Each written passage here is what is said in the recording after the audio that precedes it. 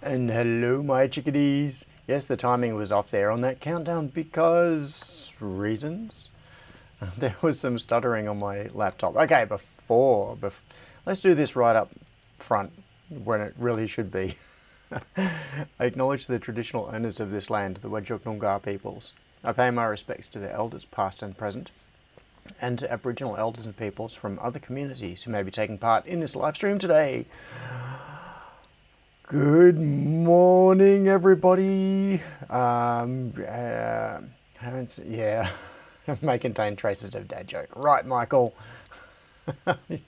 Yes. So, good morning to, who do we have here? Scott Miller is here. Guru, it's good to see you back again. Michael Wise here with the dad jokes. Good morning, Pete. Stephen W, Jax Tech, Henrik. And it sounds like Tom has just arrived. Sharky, Crispian. Oh, Crispian being here reminds me of something. For those of you who have came to barbecues during sort of... Pete said, is this thing on? Yes, it is. Yes, TTS is on. So for those of you who came to barbecues kind of through the middle and later part of last year, you may remember that there was a family of magpies that lives around the front of my factory, and it was a fairly regular occurrence for outside the box to have little conversations with them. And I haven't seen that family around for a while. Oops, wrong window. I just got a message from Jeff asking if there is something wrong. I don't know. Okay, as far as I know, everything looks all right. Yeah, anyway, that family of magpies disappeared. I hadn't seen them for a few months. And over the last week or so, there has been one lone magpie who has been living out the front again. No, all good. That's good. Yeah, flying security, says James. Yes, that's right. My door security is magpies. So good morning also to Gerald, James, David Howes, Immy is here, Any Mules, David Crisp, Gavin Jackson, Stephen George, Tabraze, Mike Carden, Paul Schultz. Paul is getting closer. I'm going to be in Adelaide. When? It's only 2.5 weeks away, something like that. Jordan. Pete said, hey John, are you going to pin that most excellent meme I posted in the Discord? Oh, okay. That means I've got to open Discord, which I shall do right now. I should have had that open already. Thanks, Pete. Where is... yeah, riveting. You're watching me clicking around. It was in Pete's meme channel. Okay, which one? All right, I think. All right, let's start with this one. This is this is not really a. Okay, I'm going to give you. Let's see if this works. I'm not even sure if I can scene switch. Yes, scene switch worked. Okay, I will let all of you stare into that for a little bit. Oh, Tassie Bob is here, and also Ahair is here. Evening from the UK, says Ahair. So, where are we? Yeah, maybe. Okay, this is a new segment on the live stream, which is the week's memes in review. Here's the next one in the series, and this one sums it up. Pete said, the one about joining the community, just for the memes. Yeah, that one. The one I just put on. Okay. So this is the and of course there is this one. Yes. We can relate. So what are we doing today, people? Because I seriously have no idea. I have even less idea than usual. I normally have a few ideas and then do something totally unrelated to any of those ideas that I had, but today. Okay. Jeff, welcome. Hang on, I've got to get back into... Here we go. So Austin is here. Tassie Bob, A Hair. Jeff is here. Okay, I've got a question for you because my memory is famously bad, and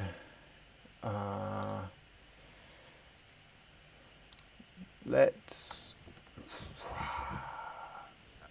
Outside the box said, doing nothing, just squirrels. Just squirrels. Okay.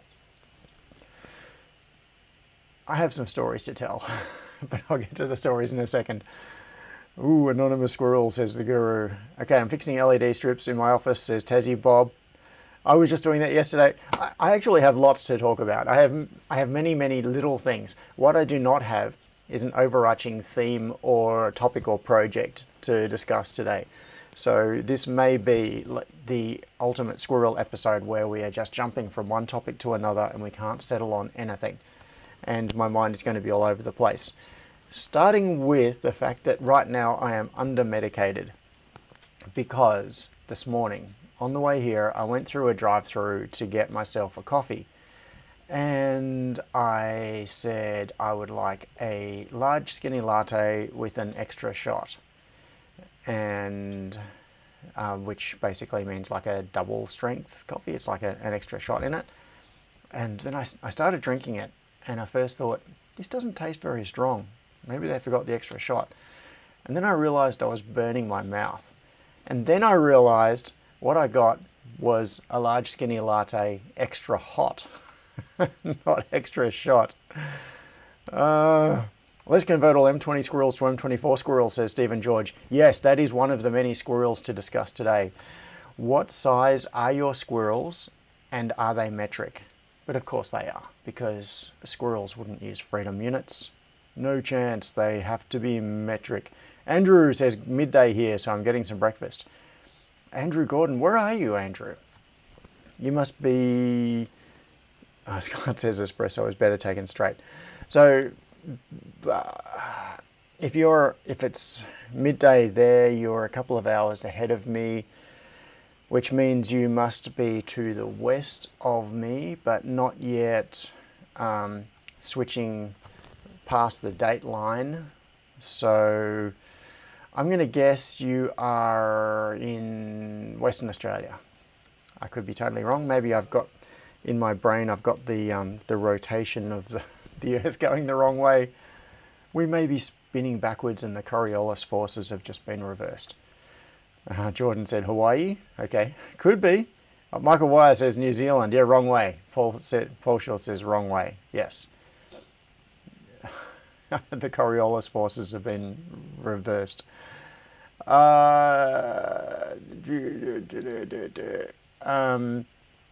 So, where was I? Guru says you can channel your inner Martha Stewart because I'm making a monster chicken pot pie. Well, that sounds damn good, Guru. And I hope it's good. Now, okay. What am I going to do? All right, I am going to... Well, first what I need to do is sync my phone, sync the pictures off my phone because I might have some on there that are recent, and then Dropbox, here we go. Because when I tell stories, I either have to use my hands a lot or show pictures, because I kind of think visually. And what is that picture? Sorry, I'm in a Dropbox folder at the moment. Okay, so Friday. This is going to be a slight deviation. We will get to the M20 versus M24 thing in a bit, which is this. I'm going to put this up on screen just because we're going to return to it. These two things are not the same. Okay, but first, Friday. This was me on Friday. 7:54. That's not the actual time this photo was taken. So on Friday, my sister and I went diving down at Portsea. We originally went to Rye, but it was a total shit show because the festival is on and there were thousands of people there. So we ended up going to Portsea and wandered off, went out around the end, sort of towards the end of the pier, and then Jordan says, surely we should be on to M25 by now. Yes. Did we see Harold? No, we didn't see Harold. Sorry, Michael. He's still out there somewhere. Still out there swimming around forever. Outside the box said, yucky water. Must they be in Victoria? Yeah, it was Victoria. So we wandered off away from the pier a fair distance, and out in the middle of nowhere, just lying on the sandy bottom, half submerged, I found this fishing rod, which was like a pretty decent sized fishing rod. You can't see it all from there. It was maybe 3 meters long. And did you see any Chinese spy subs? Asked Pete. No, not this time. Not unless they were disguised as, I don't know, what else did we see? So, firstly, we found this, and then we got lost, because as you can see, that particular area that we're in is quite featureless.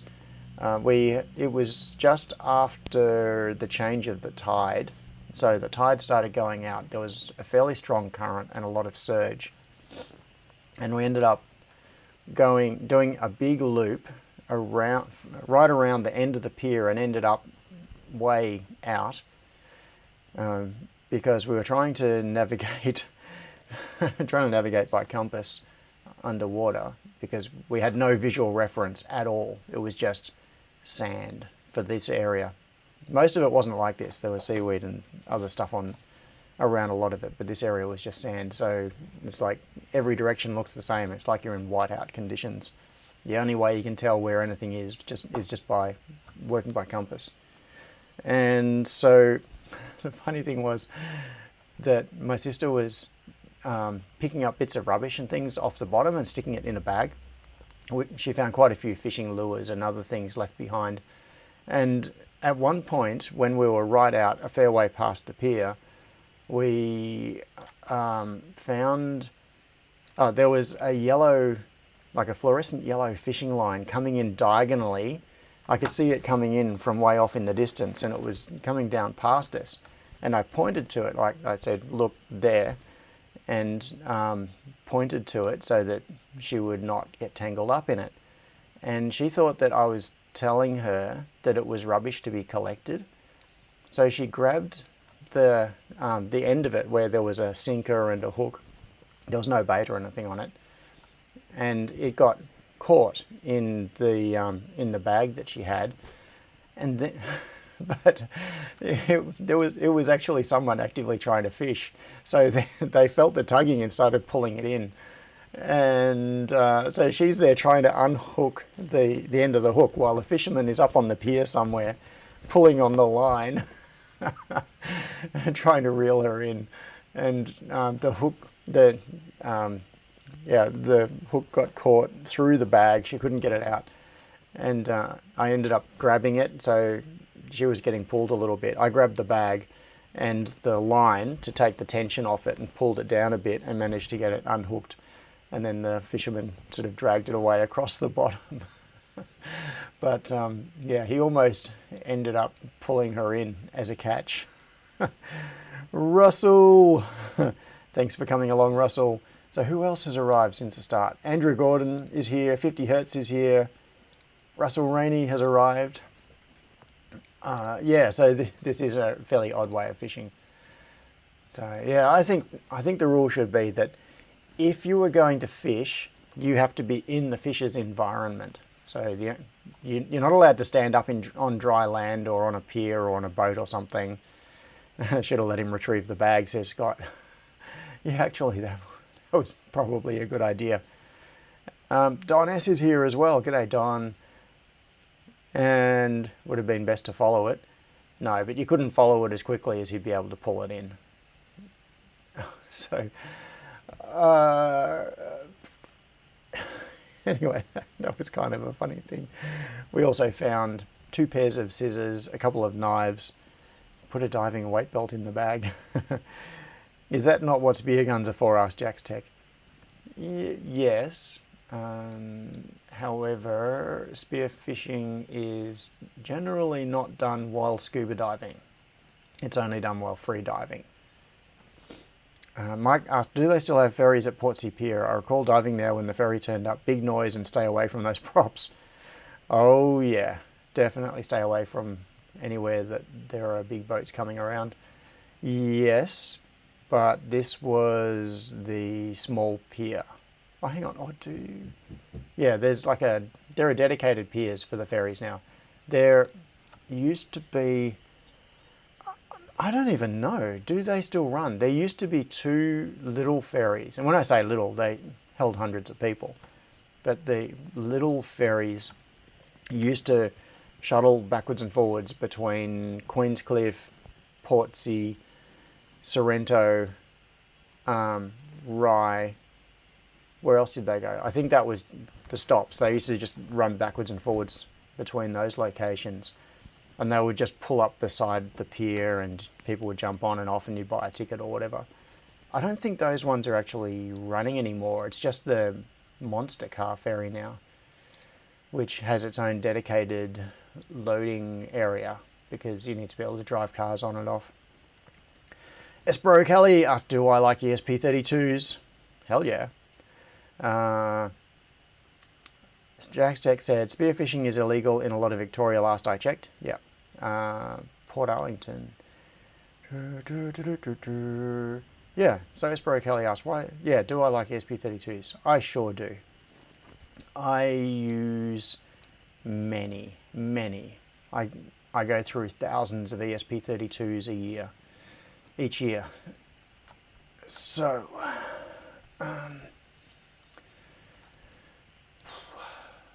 well, do I? Yeah, I do.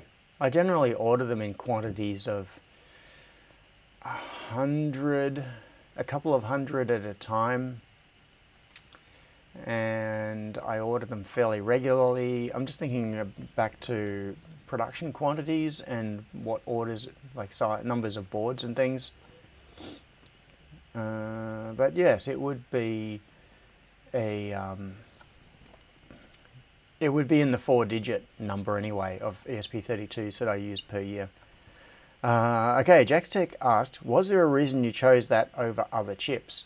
Okay, now this is, I'm going to just leave this on the screen. I need a squirrel thing. What I need is something where I've got one of the keypads on the Stream Deck set to call up OBS and throw a squirrel on the screen.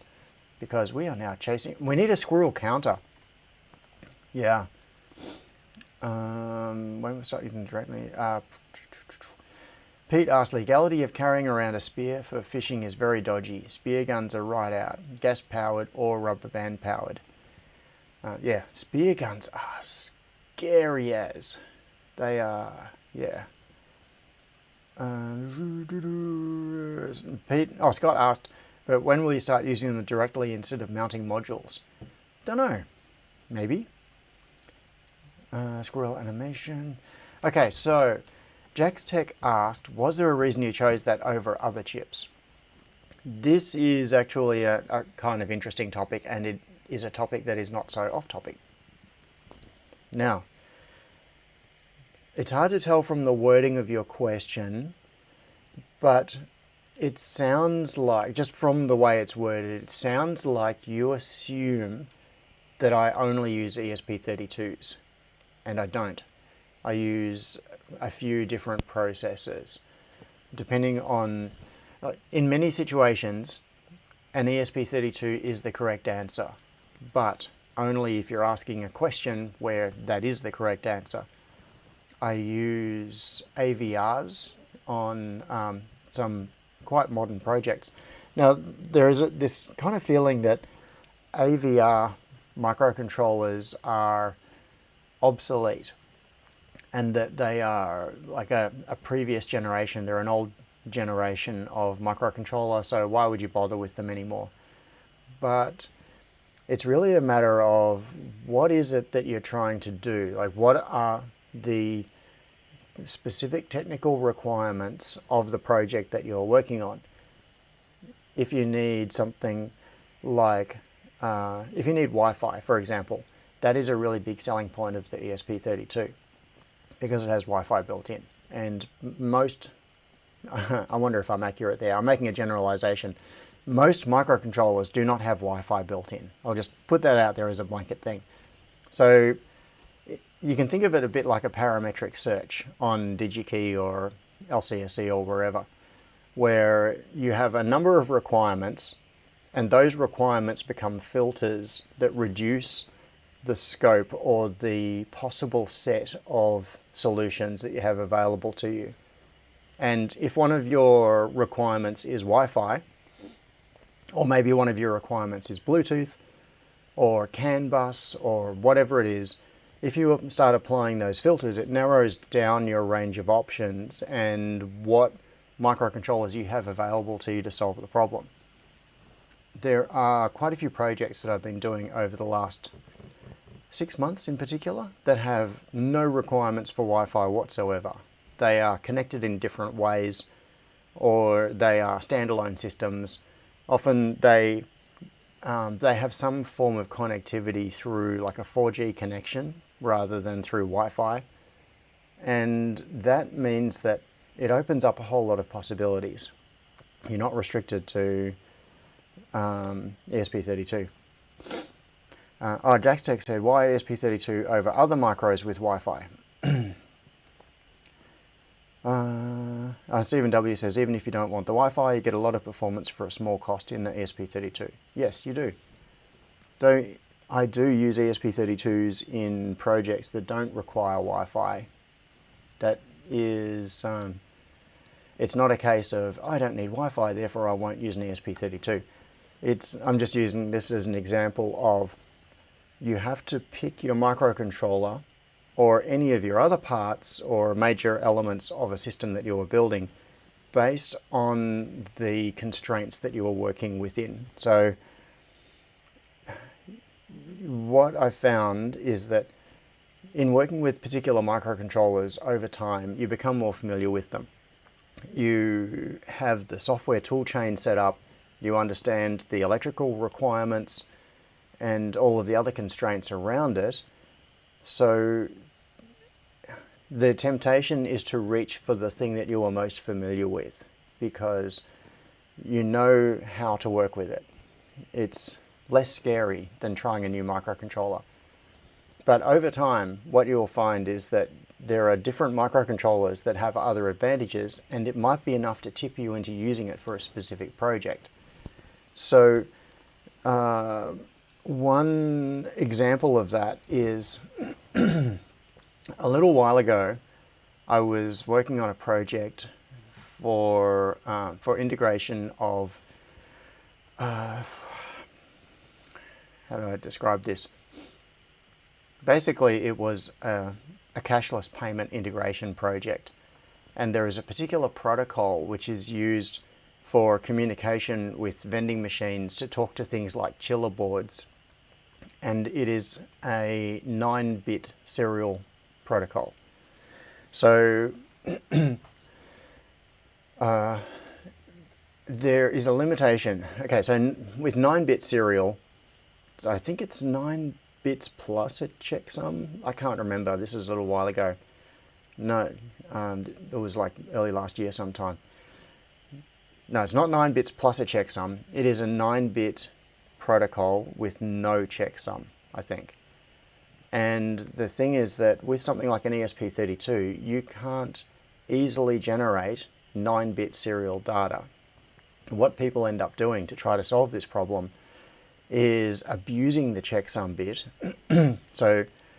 But it basically just becomes a total pain, because what you have to do is create your 8-bit bytes, and then the checksum bit is set on, which is the 9th bit on the byte, and then you have to check what that byte needs to be as a 9-bit byte, and then write the 9th bit.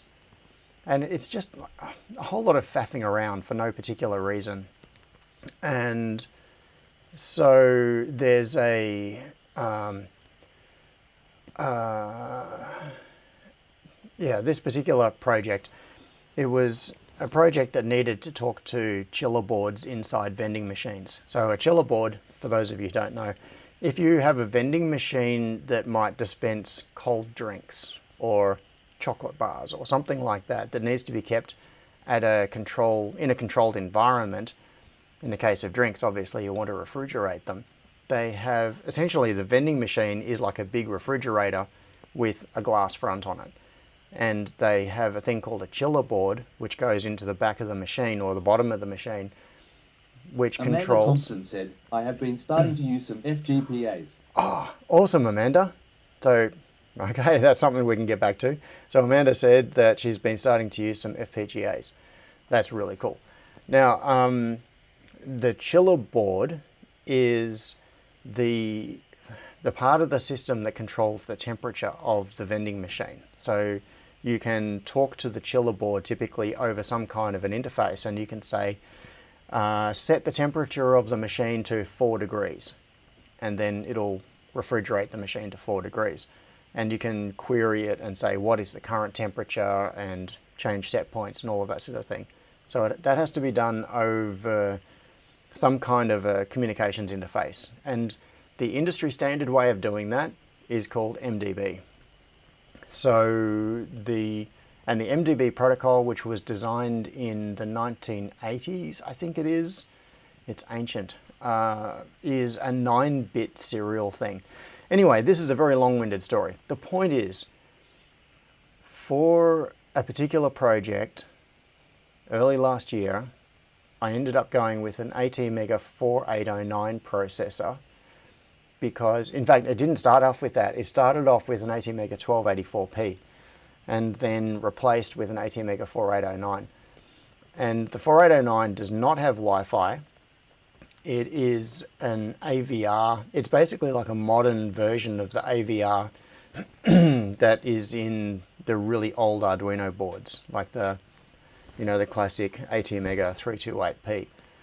The 4809 is a modernized current generation version of that sort of processor, but it is much faster, more memory, more I/O, much more capable, and it has native support for native hardware UART support for things like 9-bit serial.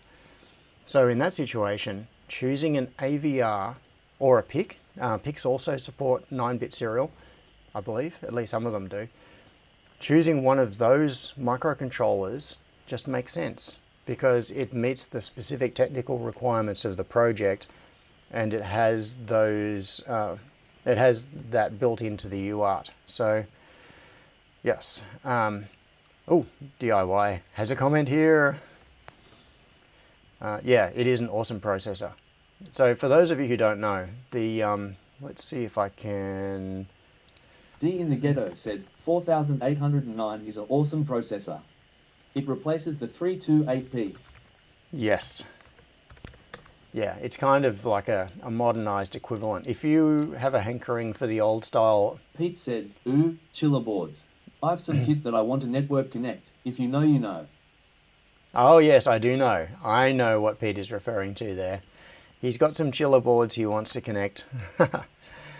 There's a particular project that Pete is working on that could possibly do with some of that technology.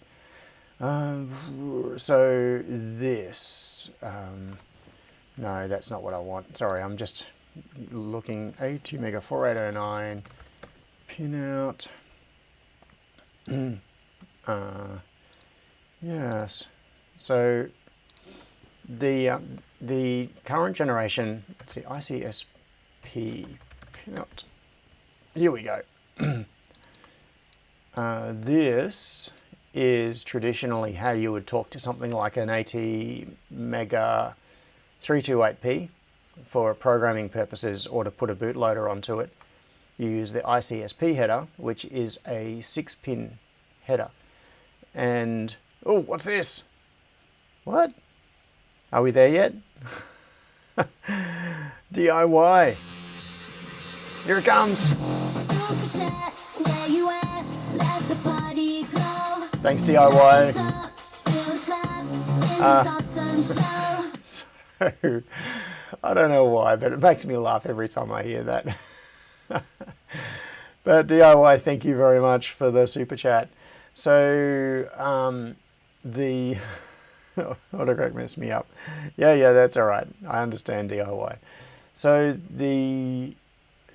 so when you're programming them, you need the MISO, MOSI, the clock, RST, ground. So that this is the ICSP header that's typically used for and power. Yeah. What else? Did I say that? Yes. Don't know. Anyway, so it has this 6-pin ICSP header, which is what is used for used by the programming dongles. I wonder if I've got one hanging right here. No. Don't know. Anyway, what you can do with the current with the current generation of AVR family microcontrollers, they no longer use this style of programming. They don't use the what is it, the DFU or whatever, I can't remember, programming style through the ICSP header. They don't use that type of ICSP. What they use is 80 Mega 4809 programming.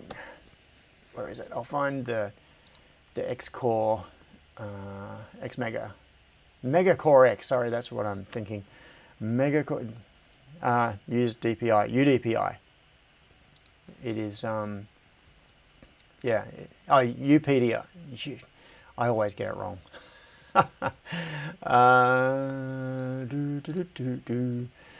D in the ghetto said DPI. Yeah, kind of. It's UPDI, I think. Where is the thing? So if we do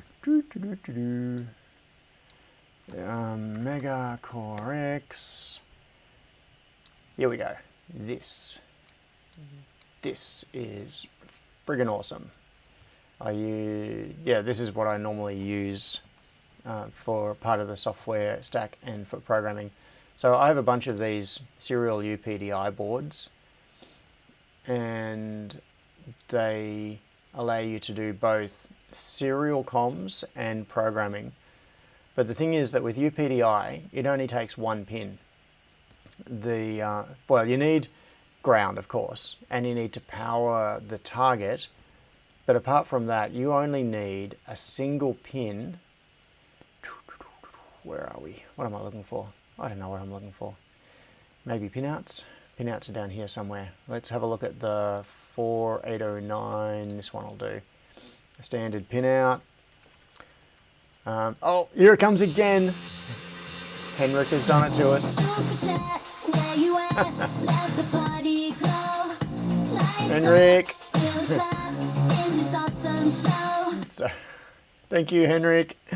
Yes, Happy New Year to you. And yes, I'm a silly squirrel. I don't think you're a silly squirrel. Where is the UPDI? Somewhere. Power ground. Alt 1. You can probably see it before I can. Anyway, there is a UPDI pin on here somewhere, which can also reset the chip. So the result is that to program one of these new generation of microcontrollers, you don't use the old style ICSP. It's the reset pin, says Scott. Yeah, that's right. So one pin is used to reset and program the chip. And it can do it very quickly. I think it's a megabit a second. It may even be higher. Yeah. Michael Wire says, I'm quite happy to take the title of Silly Squirrel if the position is currently not occupied.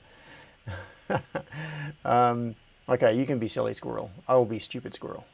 So, yeah, only one pin required from the programming adapter, and through that pin, you can reset the target, put it into its like bootloader mode, essentially, the equivalent of bootloader mode, and then push to it at a megabit a second. And the result is that through the programming header, you can reprogram these in, you can put a large chunk, a large image, a large program onto them within a couple of seconds. And it's really fun to watch compared to like uploading to an ESP32 where you click, you compile and then you click upload and you sit there watching the progress meter go do do do do do do do do do do do do, and eventually it gets to done and then reboots. When you start working with 4809s and you start pushing code to it and it just goes uploading, done, and you go, whew, that was fast. So yeah, that's one of the nice things about them. Very, very quick uploads all through a single UPDI pin. Very, very cool. A top row next to VCC, says Scott. Oh, okay. I wasn't even looking for it anymore. I was just I was randomly just, yeah, there it is. UPDI, right there. There. So look at this. We've got 3 pins all in a row. We've got ground, VCC, and UPDI. If you connect to those 3 pins, you can reset and reflash the microcontroller at a megabit a second. Or maybe higher. Jordan says you can upload as 4 megabit to an ESP these days. Okay. I did not know that. What other microcontrollers do I use? Oh yeah, the RP2040. I am a fan of the RP2040. I actually don't use it very much, but the times that I have used it, my experiences have been very pleasant indeed. And so it partly comes down to what your target software stack is, and whether you are planning to do all of the development, like the code development, using something like MicroPython versus C. And if you're targeting, MicroPython, the RP2040 is obviously, because it's Henrik built for Ostrov said, can you upload with the UPDI to 4 microcontrollers at the same time? Probably. It would have to be through different, I'm thinking about this. I don't know what your use case would be, but you'd need 4 programming adapters connected to your computer, and the, what else? Yeah, 4 programming adapters connected to your computer. You would need to run the code, 4 copies of it, and each one of them would need to be configured to talk to the different programming adapter, which would come up as a different device on your computer. So thinking through all of this, technically I believe you could probably make that work. I'm not quite sure what your use case would be. Are you thinking of like an octopus programming rig where you're programming a whole lot of targets at the same time? Said, has the audio died? I don't think so. I can see audio. Stephen W says UPDI is still two-way communications via the one pin. Yeah, that's right. Yeah, okay. Nope, okay. Audio seems all right. Thanks, Michael.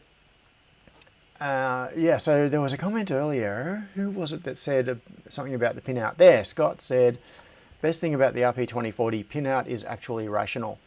Yeah, the RP2040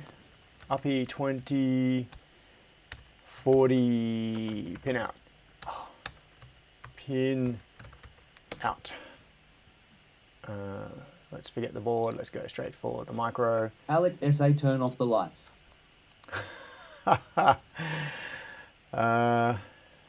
Yes. Okay. Let's go into.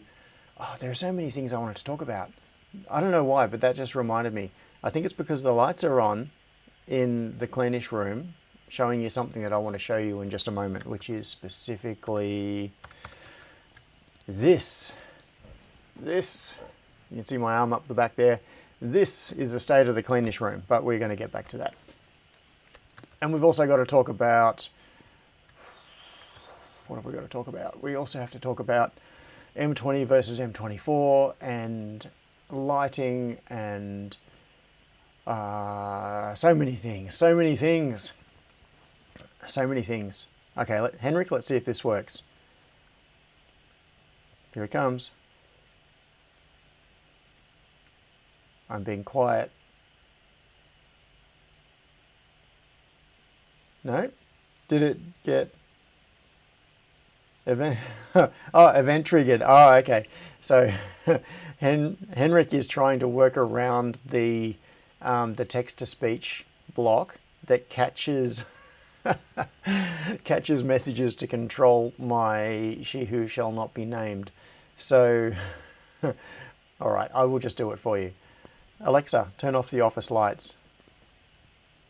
Okay. Okay, so now we have mood lighting mode engaged. Back to here. The RP2040, yes, has, I want the chip in a nice, like visually pleasing way, not this blocky sort of way. Where is just the chip? Not the boards. I don't want the breakout board. Oh, this one will have to do. So the oh yeah, except Pico.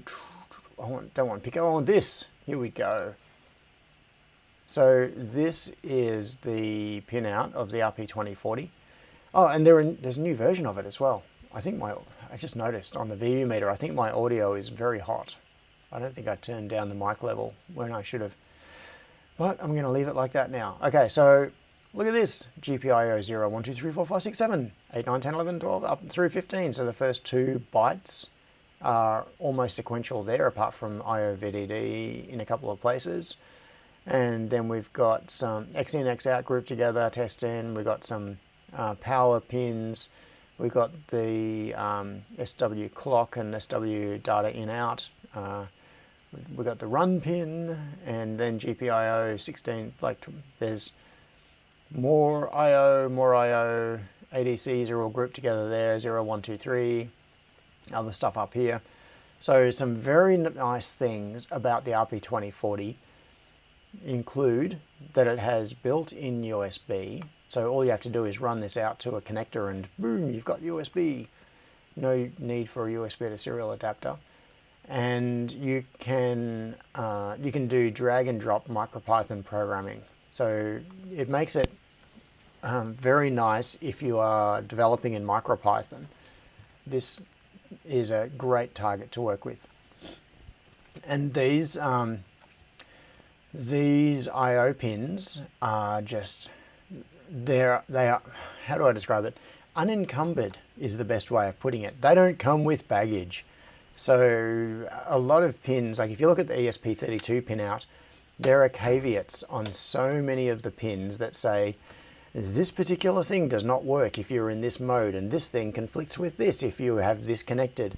So you have to really be on your game and paying attention when you are doing... Your face is hot. Thanks, Pete. My face is not so hot at the moment. So no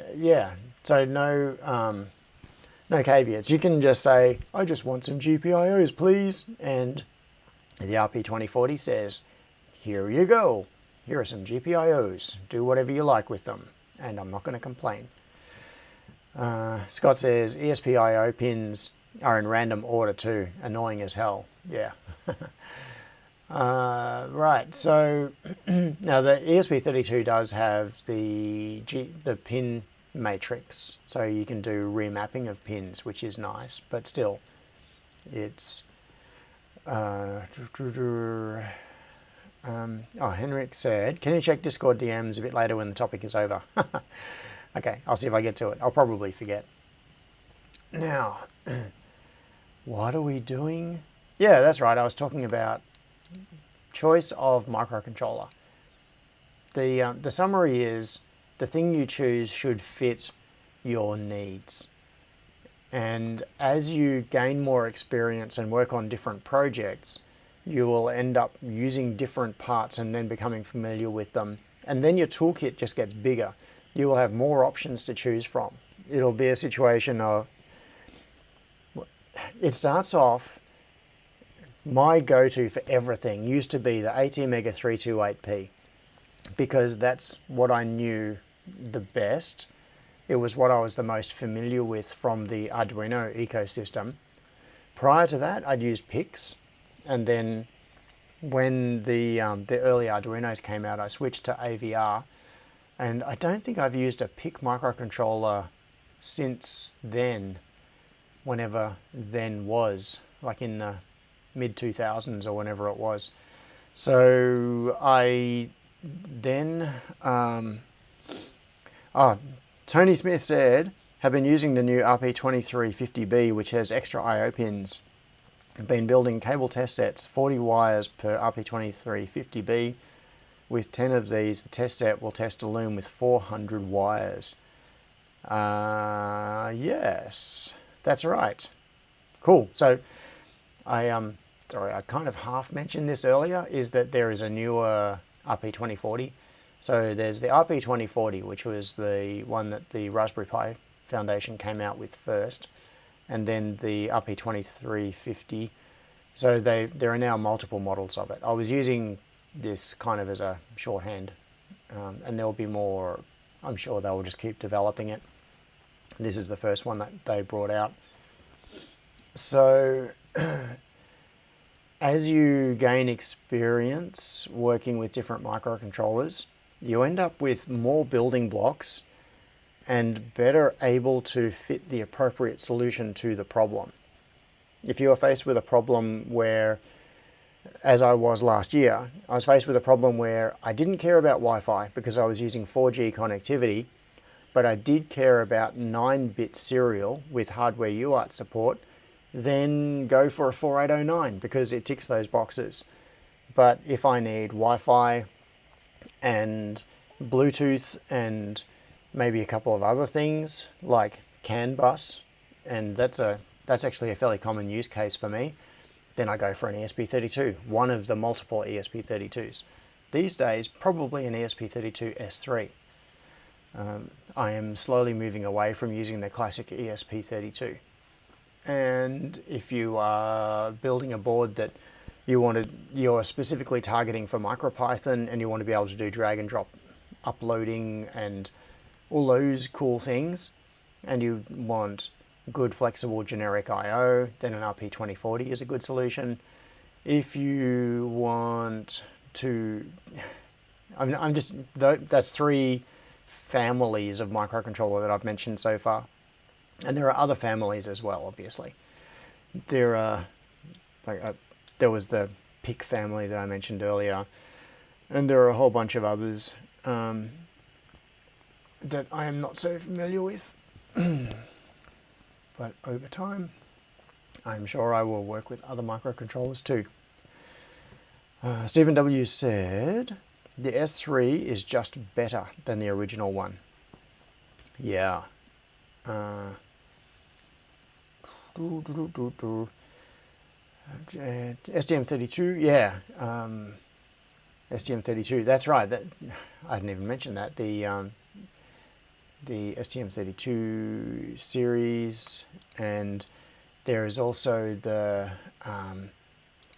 there's another one I worked with a little while ago. Sleepy Bee. What was it called? This is so long. Oh, that's right, the EFM8 from Scilabs. So I haven't done much with it, but there's the EFM8 series of 8-bit microcontrollers from Scilabs, and they are very, very low power. Like, you can put them into sleep modes where the quiescent current is essentially, like, it's functionally zero. So there's a thing called the EFM8 Sleepy Bee. Yeah, they're very low powered microcontrollers. They can't do a whole lot, but if you want something that's going to be battery powered, last for a very long time, wake up periodically and do some stuff, an EFM8 can be a good option. So yeah, oh, and there's all the RISC-V stuff. So Tabrez said, standardized on STM32 for the last 8 years or so now. Most MCUs are ARM these days, or pretty much the same. RISC-V is looking interesting in a few years.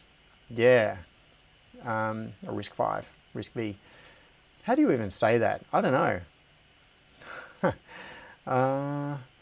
Guru of Nothing says, I bought a handful of blue pills and never used them because someone spoiled me. Your face is better than the original one. Your face is better than the original one? What do you... I don't understand. The original what? My new face is better than my old face? I don't understand. Henrik asked, have you used e-ink displays on projects? No, not actively. I have plugged them in and experimented with them on the bench, and that is as far as I've got. I've never actually used one in a project. E-ink was something that Andy and I were, and a couple of other people. So John Spencer, I think, was playing around with them a few years ago. A couple of other people from the hackerspace.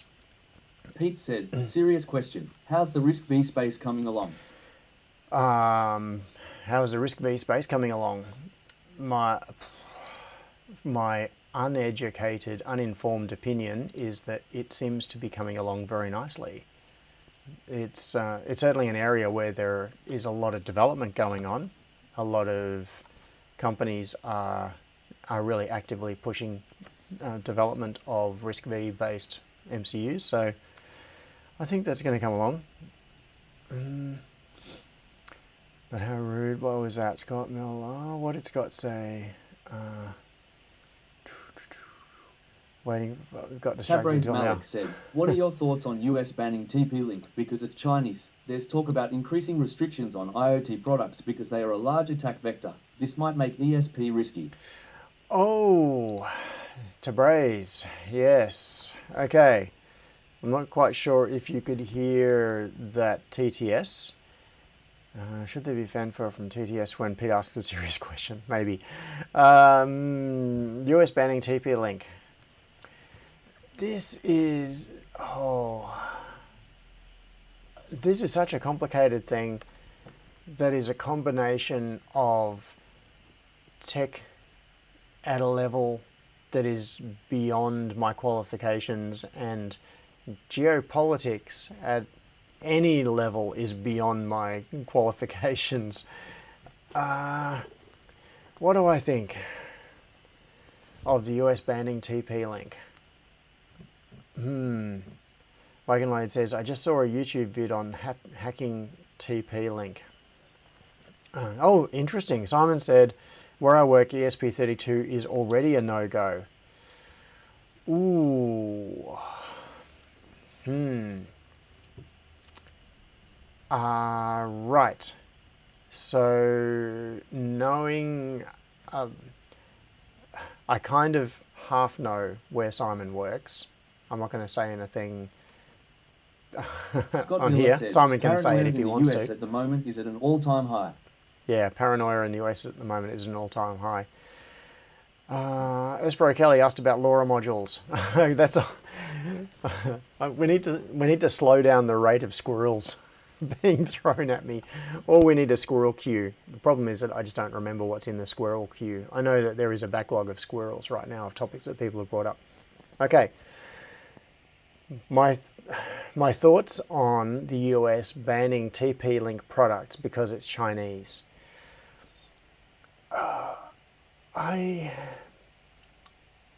If any country wants to go down the path of banning products because they are Chinese, they are screwed. I don't think it is possible to... Squirrel, squirrel, squirrel, squirrel, squirrel, squirrel. Yes, got... Jack says, as is any non-jelly bean component made in China. Yes. Okay, so this is a slightly different take on it. Don S said the TP-Link code is full of overflow vulnerabilities, been going on way too long. Yes. Okay, now that is a slightly different take on the situation. Squirrel, have you ever given a food to a real squirrel? Have I ever given food to a real squirrel? I don't think so. So, all right, TP-Link being banned in the US. There are several potential reasons for it, and there could be the stated reasons and the actual reasons. Now, a country banning products from a particular company is a really bizarre thing. I don't even know where to begin with this topic because it's such a big one. If you are banning that company on the basis that it is Chinese, then it means that you really need to ban all Chinese products. Otherwise, you're being hypocritical. Like, there's no point saying the reason for banning it is because it's made in China. Well, if you're banning that because it's made in China, you have to ban everything else, including Chinese-made iPhones and all of these other things. Effectively, it would cripple the country if you banned all Chinese products.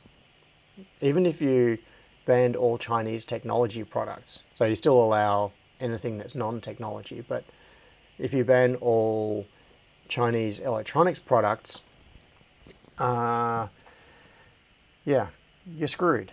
Because there is no second source for a lot of stuff. There are starting to be second sources for some things. If you want microcontrollers that come out of TSMC, then they are made in Taiwan, which is now sort of... you're getting into some interesting political questions there as well, in terms of China's intentions towards Taiwan and what China might do once... Pete said, your face is screwed. Thanks, Pete.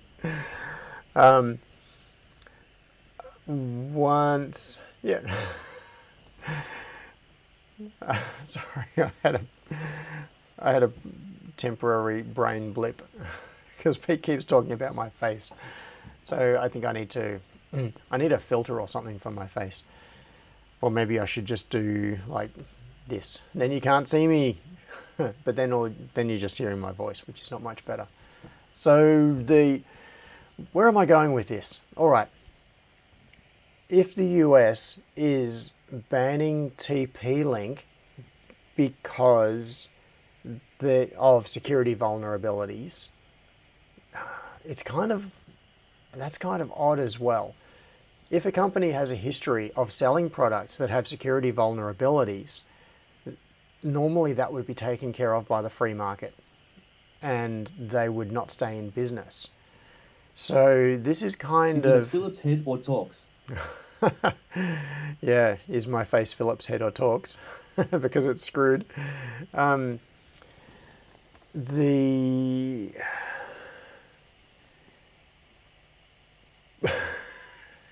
totally reset my brain. The whole basis of American trade management is on a free market. Well, at least that's what they claim. They say freedom, we're the country of freedom, so people should be allowed to do whatever they like, and companies should be able to do what they like. You need open free markets where all products and ideas compete on an equal basis, and the ones that are good will be successful and the ones that are not good will fail. Like, that's the sort of the whole basis of a free market is the best product wins. And the idea of being interventionist is kind of antithetical to that. Of course, everything is going to change now because with the new incoming administration, there are going to be tariffs applied on overseas goods. I don't want to get into that. I really don't want to spend a lot of time talking about US politics because that is not what we're here for. At least it's not what I'm here for. It's definitely an interesting topic, but It's so I would cool rather how talk you about tech stuff. Oasises can stay on topic, whatever is being thrown at you. I cannot, Henrik. I cannot stay on topic. I keep being thrown off.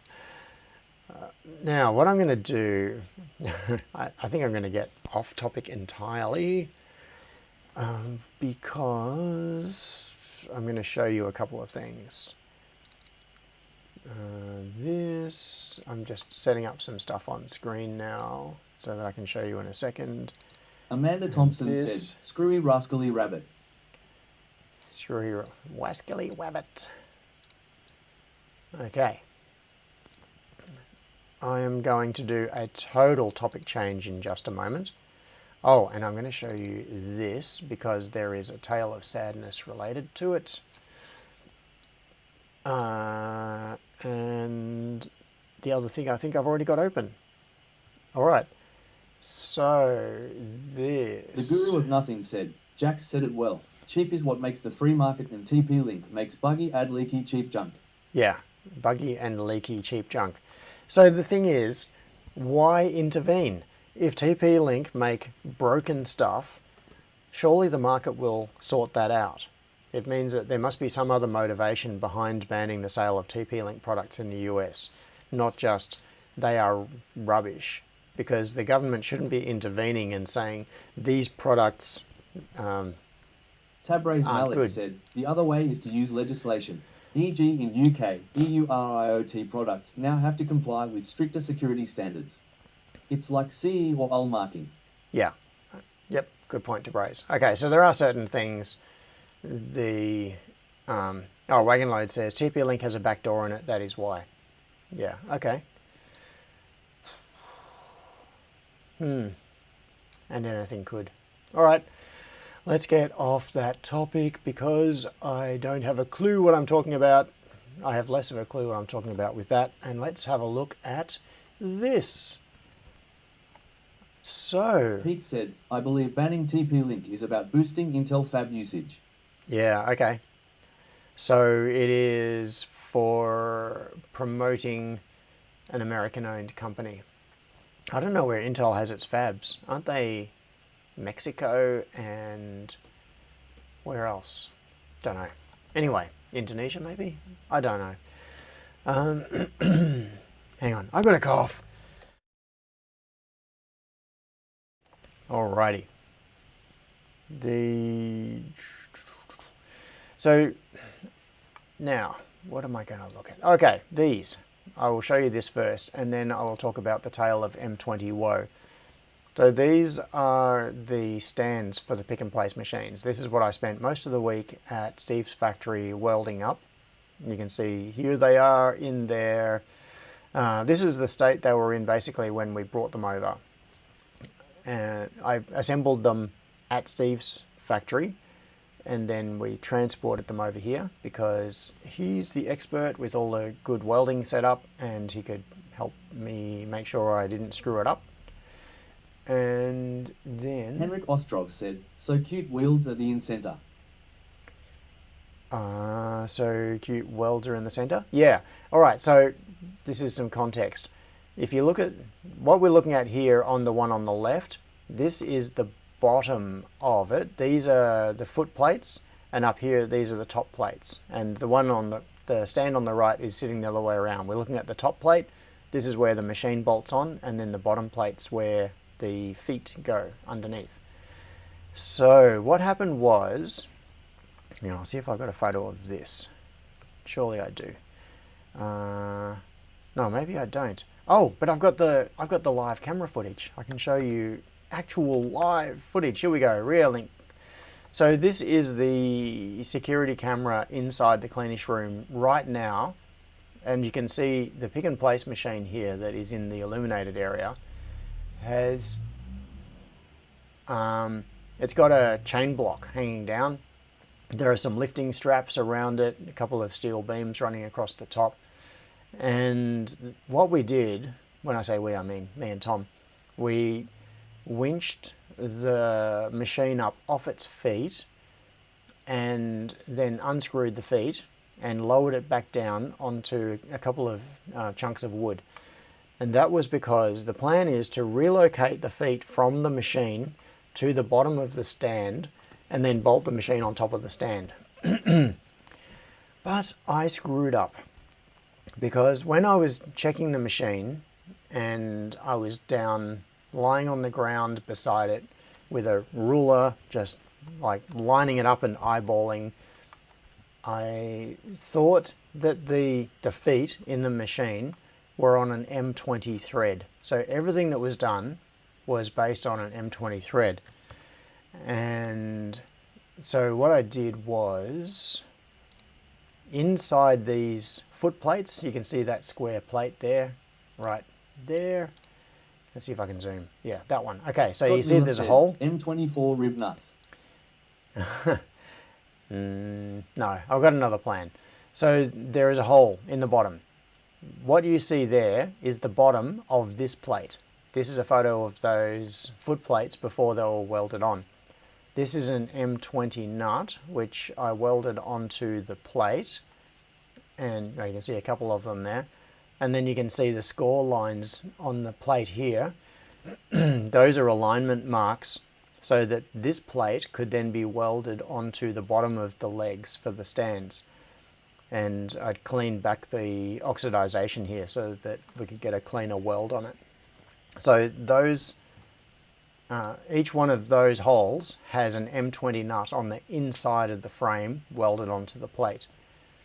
And my plan was I would just screw the feet into that and hey, we'd be done. It'll all be good. But I'm an idiot. And this is them after painting. At least that was the first coat of painting. Oh, I should have more photos since then. Where's this one? Yeah, this one. Okay.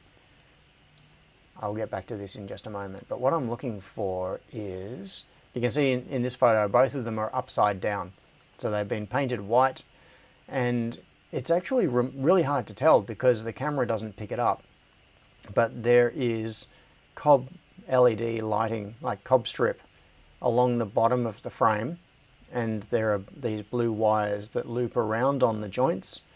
You can see on the stand on the back, the lights are turned off, and the one that stands on the front, the lights are turned on. When you look at this with your eye, those strips actually look quite bright. You can see that, you can definitely see they're on this, but the camera kind of flattens it out a bit and it just looks like it's a white frame. But in fact, there are fairly bright strips of LED along there. So when this frame is currently upside down, when it is put back the correct way onto its feet, which will be attached here, these LED strips will be concealed. They'll be under the frame, shining down. So they'll basically be illuminating the floor underneath the frame, underneath the machine. Just to have, I don't even know if it's going to look good, but I thought I would take the opportunity to do this while it's easy, because the frames are up here. Those lights are screwed first time you move it with a pallet jack. Yes, I am aware of that. So that is going to, yes, that is relevant to the next thing, which is what I was getting to. The one of the reasons that these bottom bars on the frame are so heavy, they're so large, they didn't actually need to be this big. They could have been small like this. This is, I think, 20 millimeter tube, and this is 50 millimeter, something like that, 40, something like that. I can't remember. The legs are 75 millimeter square section. The reason that I put such strong braces across there is to be able to run a pallet jack or a forklift underneath the frame and pick the whole thing up. And that means when this is the bottom, the pallet jack would be directly on these LEDs and it would crush them. So that is obviously not a great plan if I'm going to move it around like that. But things have changed. So I'm going to close that. And that is because of this, which has forced something else. So what you see up the top here, this is an M20 bolt. This is one of the bolts that I bought to go through the frame and up into the bottom of the pick and place machine to screw in place of the original feet. And you can see the original foot down below it. The thing is, the original foot, as you can see there, is bigger, so the threads don't match. That means I can't put these feet onto the bottom of the frame, and I can't use these bolts to bolt up into the machine because I need M20s, and the holes need to be drilled out bigger on the top of the frame. However, I'm going to solve both of those problems in different ways. Attaching the machine to the frame, what I'm going to do is use this same bolt, and it will pass up through the M24 nut in the machine. So the machine has an M24 nut welded inside it, which is normally used for mounting the feet. So the bolt will go all the way through the M24 nut, then I'll put a washer on it, and then I'll put an M20 nut. And that will then just have clamping force through the M24 nut and attach it to the frame. So that's not a problem. These are 50 millimeter bolts, which ends up being pretty much perfect in terms of length by the time it goes through the 16 millimeter base plate, etc. So that's not a problem. So then the next thing is, what do I do about not being able to put these feet under the bottom of the frame because it has an M20 bolt, it has an M20 nut inside this hole instead of an M24. A few things. I could drill them out bigger and tap the hole, but there is a stainless steel nut back there, and tapping into a stainless steel nut, not so good. So other plans, I could just get M20 feet, the equivalent of the existing feet but with an M20 thread on them. That would be the quick and easy solution, because then it just bolts into the nut that I've put in there and everything would work. But I have decided not to do that. Instead, I have ordered, where are we? I have ordered some of these. And who was it? Someone in Discord. Where? Someone recommended these to me. I want to give credit where credit is due. It was...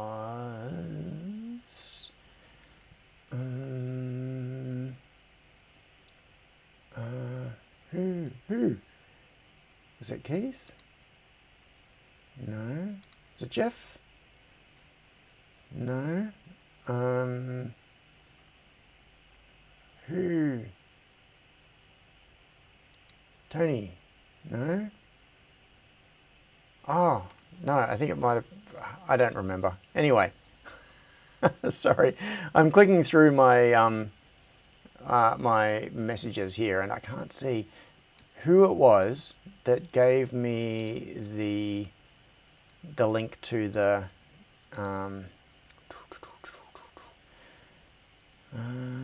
Tony. No, sorry. Whoever it was, please start. Yeah, please call out. It was on a stream a couple of months ago, says Don S. Yes, I know, it was on a stream. And then someone, I thought it might have been Jeff, sent me a link to specific Or was it in the Superlab build channel? No. Yeah, someone sent me a link specifically to these ones because we've been looking at different leveling casters. Espero Callie says it wasn't me. New members. Have I missed saying hello to anybody? Yes, I have. People haven't said. Oh, I've already said hi to Donis. Sorry, I'm catching up on the TTS chat. So Espero Kelly, Wagon Loads, DIY in the Ghetto. Amanda is here. I said hello to Amanda earlier, I'm pretty sure. Simon, Johan is here. Some call it fun. JK Electrical, Tony Smith, Daniel Banks, NR, Keith H. Yeah, cool. Okay, so there are a couple of factors here. Now, because of the geometry, all right, I'm going to go back to the security camera feed. All right. The issue I have is where do I put the machines? And I need to maximize the space on the right-hand side. From this point of view, it's the right-hand side along the front of this bench. And you can see the bench is totally covered with feeders at the moment. I unloaded all the feeders from this machine in order to reduce the weight. It takes about 100 kilos off the weight of the machine. And those every single flat space now has a feeder lying on it. They are all the way down this bench, all the way down to the end of the room, and then on the other bench that's at the end of the room, you can see a feeder there in the foreground sitting on top of this machine. There's another feeder just there. Like every flat surface has feeders lying on it. And so, what was I saying? Yes. Now, imagine I've got several machines here in a row, and one towards the front of the room, which is the far end from this view, breaks down and needs to be replaced. How do I get it out of the room? Now, the door is just here to the left where you can see those green LEDs. That's showing the state of the door at the moment, which is closed. So in order to get to that door, if I wanted to take this machine off the line, I would have to move it sideways, like I would have to move it left in this view, and then bring it down an aisle along here to the door to take it out, or to bring a new one in. I'd have to reverse that path, which means this aisle on the left has to be wide enough to fit the widest machine, which is really wide. So if I'm allowing for moving a machine down that aisle, I end up with a very large aisle that is unnecessary, and it takes away from the usability down the other side, because it means the entire production line gets shifted to the right towards this bench. And that's really bad. And the original plan of taking the feet off the bottom of the pick and place machine, relocating them to the bottom of the stand, would essentially mean that the machines would be locked in place. Once they are dropped down on those feet using the block and tackle here, or the chain block, or whatever you want to call it, and adjusted and leveled and all that sort of thing, they're pretty much there to stay. Moving them is a really big issue. So what I want to be able to do is, if necessary, move machines out of the way. The second machine, for example, so right now this machine is sitting approximately in its correct location. It's at the correct distance from the front of the room to allow for a solder stencil printer to go in there in the front. It is approximately the correct distance from this wall to allow, because once this has got feeders mounted in it, the feeders stick out a bit. So you need enough room here to be able to walk down between the feeders and the wall. So that machine right now it's pretty much in its ultimate location. That's where it needs to be. And then this other machine is going to be in line with it and separated by about 340 millimeters to allow for a transit conveyor that goes between the two of them. So if I wanted to get one of the machines out at the far end, how do I move these machines laterally? Yes, I know I'm using a lot of words. I need to just stop talking about this and get back to this, move on with the conversation. So yeah, anyway, these, I ordered some. That's it. I ordered a couple of sets. These come in a set of 4. I ordered 2 sets so that I can put them onto the bottom of the stands. So these are leveling casters. I have never used leveling casters before. This is a bit of an experiment, and I don't know how well it's going to work out. This might be not good, but it's worth the test. For $70 per machine, if I can get the best of both worlds, which is being able to move it on casters when required, but retracting the casters, or rather extending the rubber foot, and sitting it on a hard stopper when it's not moving, that gives me the stability that I want. So the way these work is that there is this rubber stopper on the bottom, which can be wound up and down. Scott Miller said, still surprised you didn't make a stand for the spare. Oh, yeah. Well, the spare is going to have to be moved out of the room. So it's going to stay on the trolley. And, all right, I will get to that in just a second. My production line strategy. So there is this rubber foot on the bottom of it. And in normal use, what happens is that you wind the foot down and it raises the caster off the floor.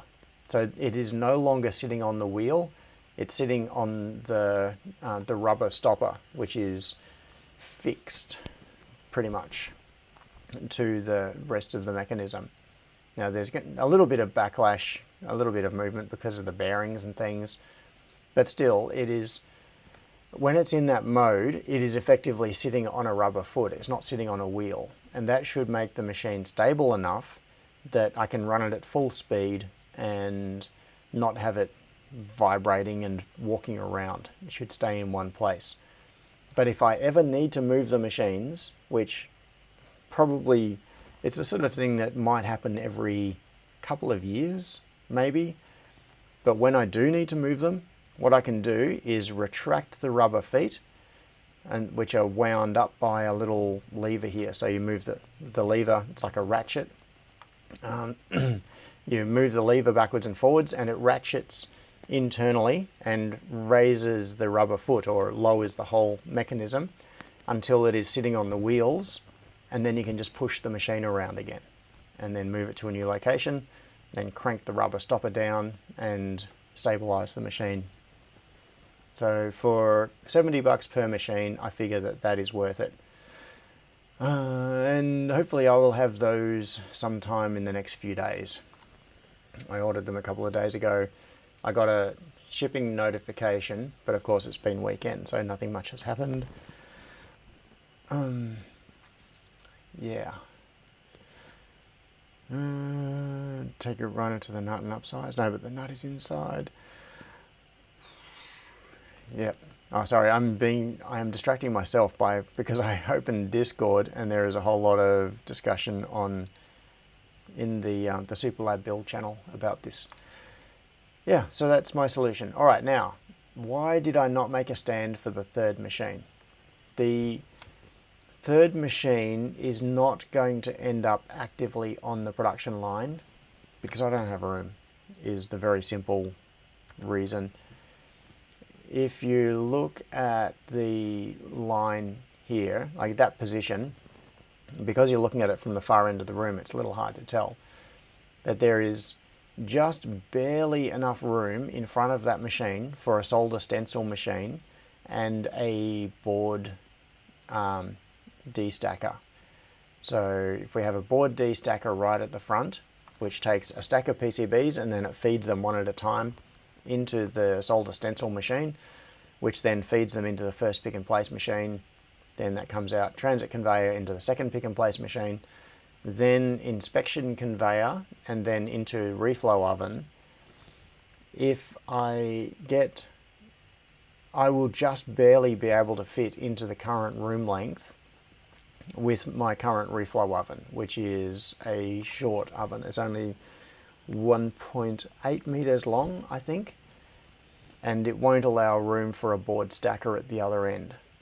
So if I end up getting a proper decent reflow oven, which is about 3.5 meters long, plus a board stacker, then I need a couple more meters of length on the room, which I don't have. So that is why I am not going to have room to have the third machine on the line. It's going to have to be just stuck aside as a spare. My plan is to do something like wrap it all in plastic, seal it up pretty well, maybe even throw desiccant or something in with it, I don't know. And Forget world domination. Take over the building. Yep, Lachlan might have something to say about that though. It'd be nice to have the third machine on the line as well, like actively on the line, because then it could be kind of like a hot spare. What I could do is, if I had 3 machines all on the line, configured and running, if one of them fails, what I could do is reallocate feeders from the failed machine and split them to the other 2 machines and just redistribute some things, which would probably mean taking off some feeders, but I could reconfigure things. Like in the space of an hour or 2, I could move feeders to a different machine and update the OpenPNP config to know that, hey, now it knows it's got this feeder on this machine. So that would give me the flexibility, and the machine would be on the line and live.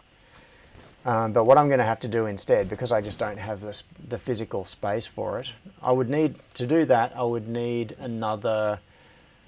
It would add about 1.4 meters to the line on top of everything else, which I don't. I'm already short a couple of meters, so this would add another 1.4 meters. So it's just not practical, and so the plan is to take the third machine and put it into storage outside, probably outside the room, because there isn't space inside the room to store it, even shoved into the corner. So wrap it in plastic, take it out of the room, store it somewhere, maybe up on the mezzanine, put it up there with a forklift. And if there is a situation where one of the machines that's on the line fails, I could pull all the feeders out of it and roll it out, like move the other machines, roll it out, and then bring the replacement machine in and set it up and commission it and all that sort of thing.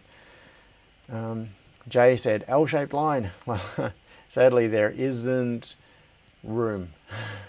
I can't even go out to an L shape because there is no direction from the other end where I could take out an L. There are stairs back in this corner. That is the wall of the building, which goes through into the factory next door, so I can't go that way. One thing Tom has been suggesting is my current lab area, the front area in here that you can see through those glass windows, that's where I'm sitting right now. Take out that whole wall and turn the front room into part of the cleanish room. So instead of extending the production line down this way towards the screen, towards the camera view, extend the production line the other way into this room and have all of the solder stencil and all that sort of stuff down in that area and seal that room up. But that of course means that my lab area would have to be relocated somewhere else. I'd need to find how much, like another 30 square meters or something somewhere else, and relocate everything. The whole place where I'm sitting right now would have to be transplanted. At least that would give room for the production line to extend through into this front area. So it is a good suggestion, but it is a lot of work.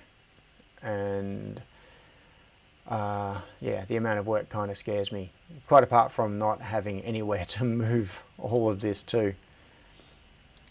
Yeah.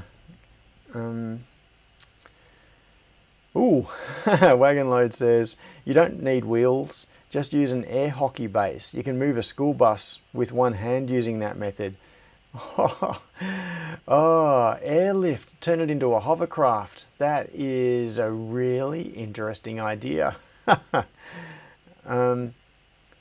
Espero Kelly asked, are these things too heavy for a pallet jack? No, they're not. Okay, putting some numbers to it. The machine chassis on its own unloaded is 240 kilos. The stand that is under it, I haven't actually weighed it. I've picked them up and they're damn heavy, but I haven't weighed it. They're probably in the, I need to weigh one.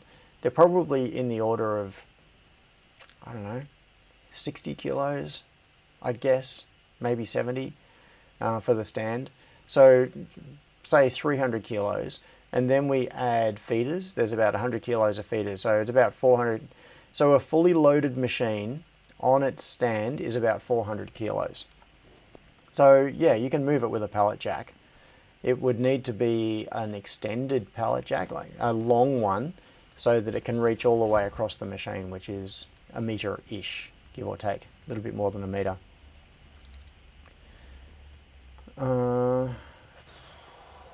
Yeah, air hockey base.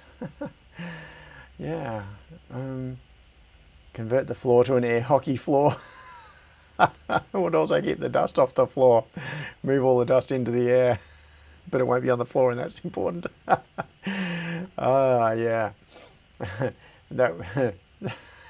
I'm just laughing at the idea of that. Turn the entire room into an air hockey table, and you could skate around. Get shoes with big flat bases under them and just slide across the floor. Yeah, it'd be like the opposite of the exhaust vent in a raised floor in a data center, where they suck the air down through the floor as the exit from the hot side aisle. Michael says, walk into the room, push yourself off the wall, and you grab plating.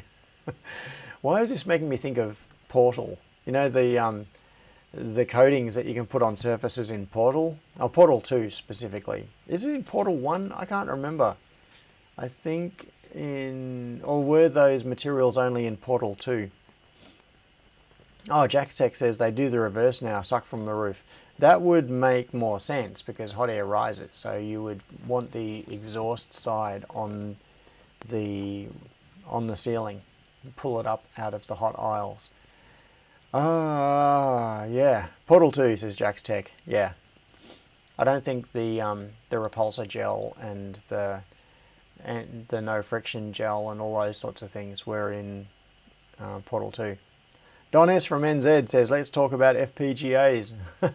I'm sure Amanda wants to talk about FPGAs too. I'm curious, Amanda, what FPGA have you been playing with? Michael says, yep, upwards nowadays, raised floors are completely out of vogue.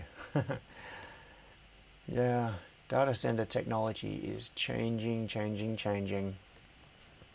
It is a few years now since I have worked in a data center, and when I did, it was all raised floors. Raised floors everywhere. All the power and data coming in from underneath. But yes, from what I've heard, things have changed. Now, probably for cost-cutting measures is my guess. Jack Sec says, depends on the data center. Still very much in vogue when you need to see the cable runs. Oh, Johnny is here.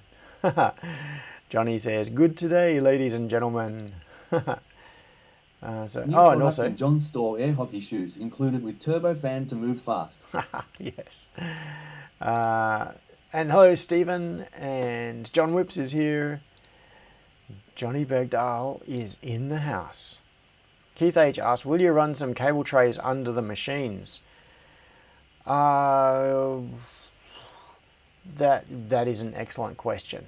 All right, so the big thing that is going to be facing me very soon is, once these machines are in place, how do I link compressed air, power, and data from the roof, or coming down, because the floor needs to be clear. I need to be able to walk all the way around the machine, so I can't bring things in from the sides or along the floor. Everything needs to come down from above. So I don't have a 100% solid plan on this. My plan had been, yes, cable trays running horizontally between the machines down the production line, so that what I can do is bring services down in one location and then distribute it along the line to each of the machines, because I need compressed air at each of the machines, data and power, etc. at each of the machines. So that then raises the issue of how do you do that and still make the machines movable? Because if I run a cable tray along... Henrik Ostrov said, you should use mesh cable trays. They collect less dust. Mesh cable trays. Yeah, but the thing is that this is the thing I have not... It's a problem that I haven't solved in my head yet, is if I put these on casters... Now, this wasn't going to be a problem because my plan was that I would drop the machines into position on the leveling feet and they would stay in that position forever. They're not going to move. Therefore, what I could do is attach cable trays along the stands and run all the cabling and hoses along between the machines on the cable trays. But if the machines are movable, that's an issue. How do I do it? And I don't actually have an answer for that right now. Amanda Thompson said, I played with the Intel Cyclone 10LP FPGA in an audio project for my X32 audio mixer. Ah, cool. So, I don't know if you could hear that on the TTS. Henrik Ostrov said, install quick connects for air and cables. Yep, and Scott says, in a second. TTS will catch up in a second. Here we go. Scott Miller said, cable tray at the ceiling drop cables. Yeah, okay, cool. So, thank you for all these ideas. Everybody keep the ideas coming because my best ideas are your ideas. I steal all my best ideas. So Don S said, overhead trunking and small pipes vertical. Henrik said, install quick connects for air and cables. Scott says, cable tray at the ceiling and drop cables. Wagonload said, can you run the cables under the conveyor belt?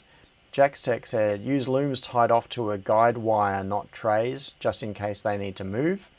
That's a very good idea.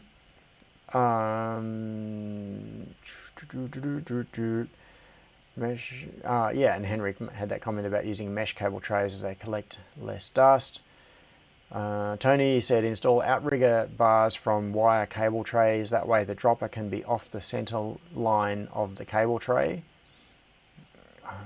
So yeah, lots of ideas here. Okay, now one of the issues, my goal had been to have one dropper, and that would bring down all the services that would then run along the line rather than having multiple droppers. But I think I may have to have multiple droppers. I just don't know. Compressed air is going to be the interesting Malik one. Said, I always get confused when people say they use Intel FPGAs. Still call them Altera, but it's been a while, mostly ZYNQ SOC. Okay. Yeah, sorry, I'm not... I mentioned the FPGA thing and then got back onto this topic. So the issue is, if I run horizontal on the... I can't really link them on either side, because imagine in plan view, if I ran a cable tray along the stands, along the front of the stands or the inside, it doesn't really matter, on the front, on this side here, and then I wanted to move a machine off the line, well, that tray is going to be in the way. I can't move the machine to the left. But if I run it down the other side, it means I can't push machines to the right and move them out of the way. Either way, it becomes a problem. And the problem is mostly in the linking between the machines. I need each of them to be semi-standalone and be able to move in two directions. Now, yes, I know moving them is not something I'm going to be doing every day, and hopefully not even every year. So I shouldn't be optimizing for that, but I need to at least make it possible. It doesn't have to be easy, it just has to be possible. And if I have a cable tray that is attached to the stands and binds the machines together in any way, that is a problem. So the more I consider this, the more I think it's going to be necessary to run a dropper to each machine. And then I could take compressed air along. The way I was doing it was I had a compressed air hose coming down, and then there was an air receiver. Scott Miller said, overhead cabling is always simplest. Yep. Wagon Load says, make it all wireless. Unfortunately, I can't make the compressed air wireless, and I can't make the power wireless. Now, bringing... how do I do this? What I could do... Now, the thing is that connecting and disconnecting the air is really quick and easy. I use those little bayonet clips with polytube, so which is very easy to cut. I kind of like working with compressed air because most of the time it is so easy to work with the little pressure couplers and things that you can use. And if the tubing, like the compressed air hose, is relatively cheap. It's a little bit like making a sprinkler system.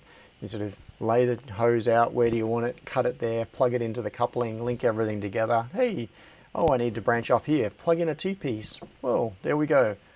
It's like it's like grown-up Lego. It's quite fun. But it does also mean that it's fairly easy to disconnect things and then reconnect them.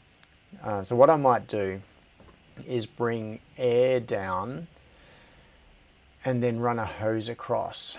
Or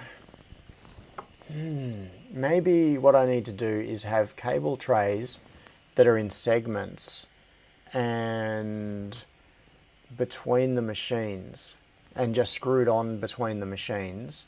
So what I can do is disconnect it from a machine and move it out of the way in order to be able to move the machine. I don't know.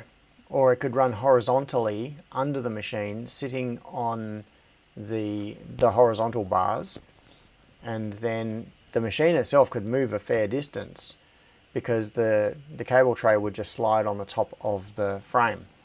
So you could move it from one side of the frame to the other, but then you couldn't get the machine out. Scott Miller said, lower the lighting, run a tray straight up the center of the line. Ooh, Don S says, open-ended stainless dairy tube is nice as verticals to each machine. Just ensure it is bonded.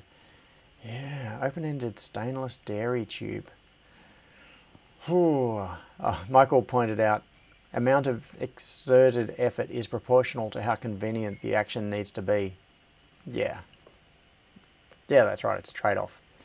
Henrik Ostrov said, you can 3D print clips for the mesh cable tray for easy disconnect. Yep, that's true. Wagon Load says, I was thinking of putting induction loops in my floor and in the base of the floor lamps. Never have to plug them in. Oh, hang on. I just had... What is going on with that? Can't open this page. I have just had Chrome crap itself. Alright, I'm going to reload the page. And it was the live streaming dashboard. It just said, boom, there's an error. Can't open page. Okay. So I don't know what just happened. Hopefully it hasn't affected the stream. No, it looks like the stream is still going on. But I've got to reopen the chat and switch from top chat back to live chat. And while I think of it, next week is barbecue week. So if you are in Melbourne and you want to come along and see the chaos that is the Super Lab right now, yes, next week, 12:30 here at the Super Lab. Scott says, lower the lighting and run a tray straight up the center of the line. Chrome is designed to crap itself. Yeah, I don't even need to lower the lighting. What I could do is run a tray along above the height of the machines. Ooh, Johnny has just gifted a membership, and Stephen W. got it. That's very generous of you, Johnny. Thank you. You can run power, signal and poly tube down the stainless pipe. Yep. And... so... The Rick roll is real. This is Johnny's Rickroll. Thank you. Tony said, in factory we run power in cable tray with an outlet every 1500 millimeters, then use a dropper which is a plug and socket and made it to an appropriate length. Okay. Give me 3D print clips. Demonetized. Yeah. By playing the Rickroll. Lowering the lighting hides the tray and keeps things looking good, says Scott. Yes. The lighting is already fairly low. Like, this room does not have a whole lot of headroom, a whole lot of clearance. It is already fairly low. I don't want to bring the lighting down any lower, but I can run cable above it because the space is all open. You can just kind of see up in here, see that gap? What I do is I run cabling along the length of the room on the top of the beams and in that gap between the purlins. So what I can do is put cable tray right up the top against the ceiling, running lengthwise above the beams. So the cables would basically disappear up between the lights and then to the cable tray up above it. That is one option. But then do I run droppers to each machine and have them otherwise disconnected? I don't know. Oh, Scott says, oh, I didn't realize there was space above the beams. Yep. I'll see if I can find you a good photo. I'm pretty sure I have some photos from a week or two ago when I was... He said 13. Painting. 13, yes, 13 minutes. 13 minutes. Oh, this is a reasonable photo. So this gives you a... This was from... What's the date? Christmas Day. Yeah, Christmas Day, I was here working on putting the lights up. So this was... you can... Obviously, the machines have moved since then. One of the machines has been taken off its base, etc. But what you can see here is we've got the Dexian beams running horizontally across the room, and you can see the purlins running lengthwise. And in this shot, you can see the open ends of some of the purlins where they end. These have now all been enclosed. 13 minutes until Pete becomes even more annoying. Use cable tie. Use cabletti. Yes. Yeah, so there is space up there. And in fact, you can see a blue cable. That's a blue data cable just pushed across along the top of the beams. Oh, here comes something from Pete. This one won't be a demonetization though. It's an M-monetization. This is it.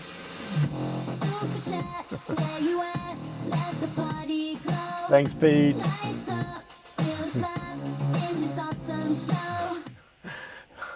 Thanks, Pete. So yes, there is room up there.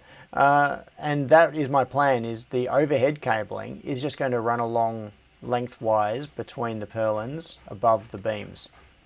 But instead of just lying across the beams like this, this Cat 5 or whatever it is, Cat 6 cable is, it would be attached up there somehow using a cable tray or conduit or whatever is appropriate. So things can run lengthwise along the room and then just drop down at whatever location they need to be at. And as Pete says, don't forget to dislike and unsubscribe. That's it. Dislike, where is it? There. Dislike this video. Unsubscribe now. Then, yeah. What I could do, all right, I am slowly moving away from this plan. My plan had been one dropper that comes down with all three services, and then put an Ethernet switch mounted under one of the machines, and that Ethernet switch would have patch leads going out to like horizontal runs. Said, make sure the trays are white to match. Oh, of course. Everything has to be white. In fact, yesterday I bought monitor swing arms to go on the pick and place machines to mount the monitors, because you've probably seen in the past, like people who have been here in person or if you've seen photos, you've seen that I've just had a monitor sitting on top of the machine. Like it's just sitting on its normal base, balanced on the machine. That's kind of dodgy. So I bought monitor swing arms to allow me to attach the monitor to the machine and then move it into the correct position. And I got white ones. I specifically went out to find white monitor arms. Yeah, there isn't going to white trays, you have to paint them. Yeah, of course, I would. I am very good at painting things white these days. So I only need 2 or 3 drops between machines, says Don. And then, yeah, so that was my plan. I would bring all the services down in one location and then distribute it, run it horizontally under the line. But I think I may need to bring services down to each machine individually, which does make me a little sad, but I think it is the sensible thing to do. Wagonload says, if you use something like a cane-shaped hook on the plug end of the cables, you can hang it above the machine and plug the ends into the appropriate outlets.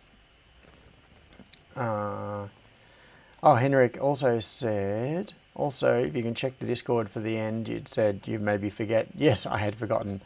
Keith said, Scorptech sell white monitors too. Well, now you're talking.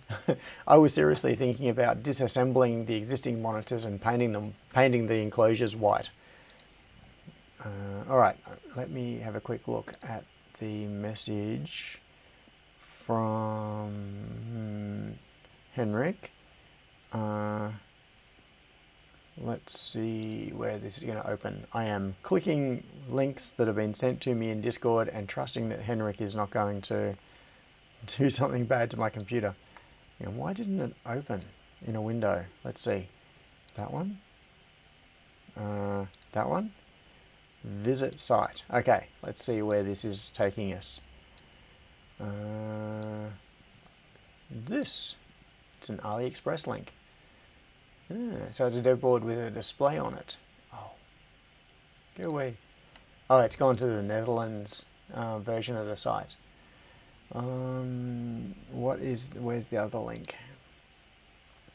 This one, visit site.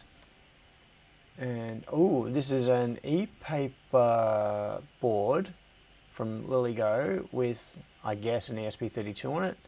Oh yeah, ESP32 S3. See, I don't need to be able to speak Dutch to understand because I recognize ESP32 S3 with touch glass, without touch glass. Henrik Ostrov said, is it me or does the display looks like 4K? The display? Which display? You mean the one on the, like this, the white paper display? It certainly looks very sharp, just based on that little photo there. Not that I can see all that much. But it is, yeah. E-ink displays do tend to be very sharp, from what little I know of them, just because of the characteristics of the way they work. Ostrov said, RHE coloured one. Coloured one? Oh, that one. That one. Okay. I don't know. What is... So 1.14 inch. It's small. Where are the specs? Specifications. More. Does it have a res? 55. No, it doesn't look like there is a resolution listed there for the display. That would be nice if they told us what the display was. CH, maybe this is the display. CH9T102. No. Oh, okay. That's the USB to serial thing. Why does it have USB to serial? Oh, okay, because it's a classic ESP32. It's not an S3. So that's an old style micro. Any other specs? Don't know. Anyway, good find, Henrik. Looks like an interesting little board. So if you order one, report back what you find. One thing that I've found in these sorts of things in general is, I don't know why, but dev boards with displays on them are often really hard to work with. And I mean just in terms of the display. Display drivers tend to be not so good, or they use they use a windowing toolkit or a graphics toolkit that is a bit of a pain in the ass to use. So I've bought a number of dev boards with displays built in, and you can load the demos and they run, but then when you actually want to do development yourself to create your own things to run on, it ends up being a bit of a pain. So yeah, I'm curious to know what happens. So Henrik, if you do get one of those, please report back. Jack Tech said, it looks Photoshop and not a live image. Yeah, quite likely. So that is probably just, yeah, it goes too close to the edge. That display would have a bit of a border around it. So whatever that picture is, they have just laid it over the top of that display. It looks too sharp. If you take a photo of an LCD like that, they do not typically come out looking like that. Wagon Load said, I think a raised floor would be the best solution. Each panel could have its own feet and you would run cables between the feet. No, unfortunately it's not practical. I do not have the vertical space. I can't afford to put a raised floor in. Well, I was going to say I can't afford to in terms of the height, but also I can't afford to in terms of the dollars, because raised floors are expensive. Really expensive. Henrik said, what's the floor made of? Can you add floor sockets and air stuff like in the conference rooms have? Well, that's a good thought, putting sockets in the floor. However, it is not practical here because I am sitting on a big concrete slab. The floor is a flat, solid surface and I can't do anything with it. It's a big, big lump of hundreds of tons of concrete. So no, floor access is not really a possibility. Scott says, engineering a raised floor is a bitch for load handling. Yeah. Raised floors are... Pete said 2 minutes. Thanks, Pete. They are nice to have in terms of convenience. Working in a data center, being able to do your cable runs under the floor and just miraculously have cable go from one rack down, disappear under the rack, go through the floor and come up in another rack. Everything is super neat. It's all out of sight. Very cool.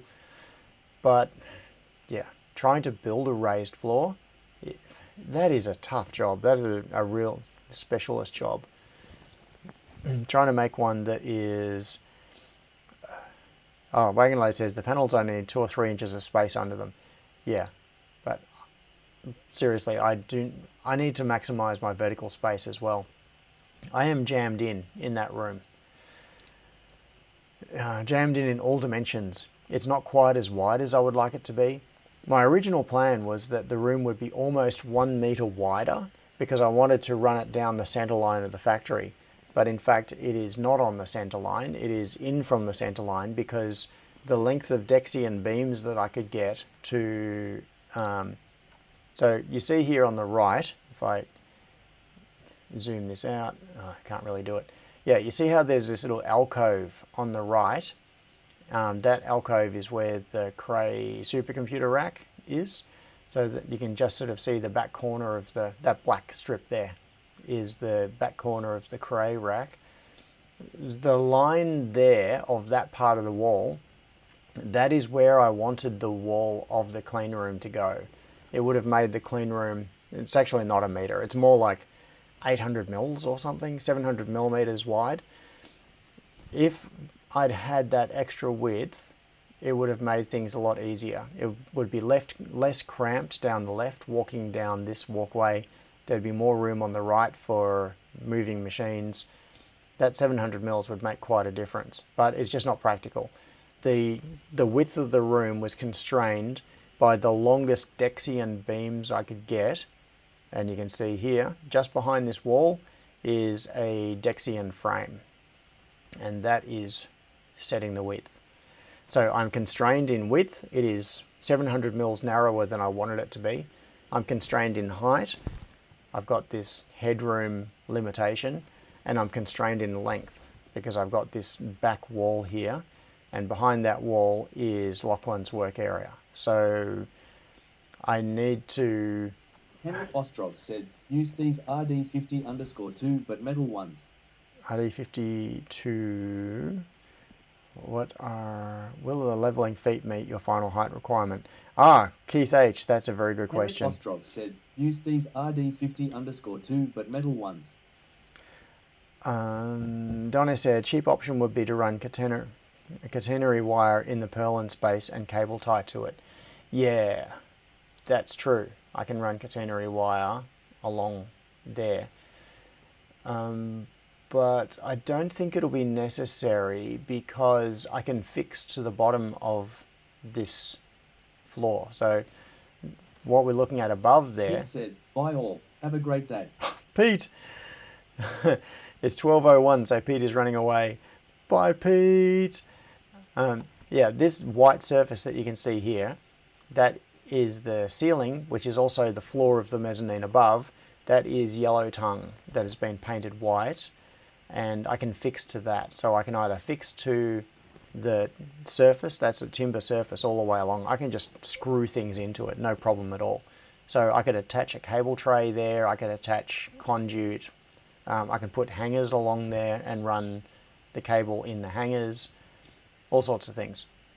I can also sit things on top of these beams, and I can attach to the purlins. So yeah, I have plenty of options.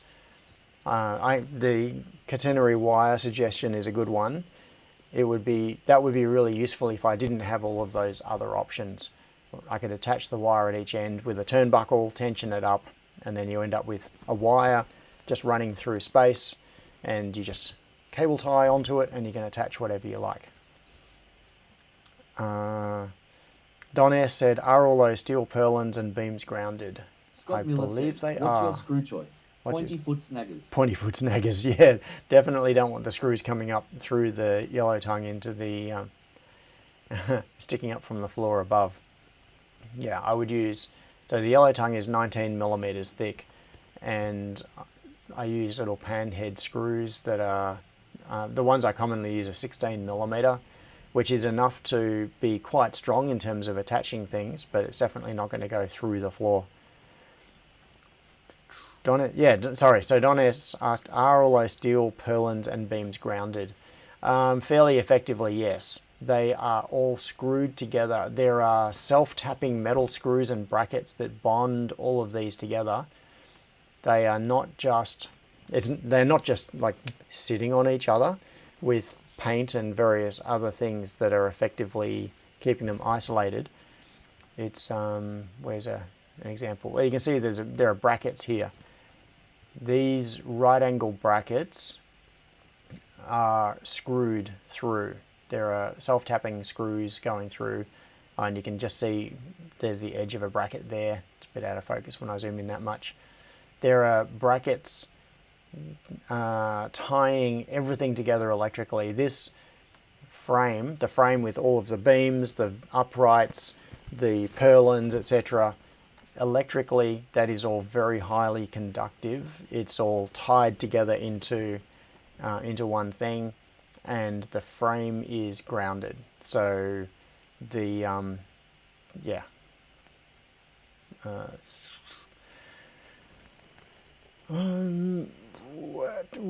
what there were more things I was going to talk about today, and as Pete points out very rudely, I am out of time. Michael Wire says cage nuts equals evil finger strippers. Oh, look at Discord. What should I be doing? Oh, visit. I'm going to open this. This is another link that Henrik Ostrov said, look at Discord for a moment. Henrik has just sent me. Flush floor duct. Flush floor duct heavy duty. Low profile floor duct. Above floor duct. Yeah, so the problem... It is interesting, Henrik, and thanks for finding this. It's a good thing to have in the back of your mind as a tool for certain applications. You can see that this has got it's got multiple areas. So there is a section in it for power, a section for data and AV with separation between them, because for Australian standards you need to have physical separation between data cable and power cable. So it's got different areas for that. The thing is that if I ran floor duct, even low profile floor duct lengthwise Henrik down the Ostrov room. said, ANND, it's Australian site. Yeah, that's right. Well, it's a really good find, Henrik. Thanks for pointing this one out to me. And they've got these interesting things like the floor mount. Like if we keep coming back to here, there's above floor duct and you can mount power points on them and all those sorts of things. The thing is that if I do this, it means, with carpet ramps as well. So you put ramps up over it. But it means that I would no longer have a flat surface across the entire floor where I could roll machines around. So the number one thing I need to make sure of is there is zero obstruction on the floor. It has to be a perfectly flat, hard surface so that I can do things like move things with a pallet jack or on casters or whatever. I need to be able to roll very heavy things around. So as I was saying before, a fully loaded machine on its stand is going to be about 400 kilos. And you can't push a 400 kilo machine over over something like this. It just wouldn't really work very well. Yeah.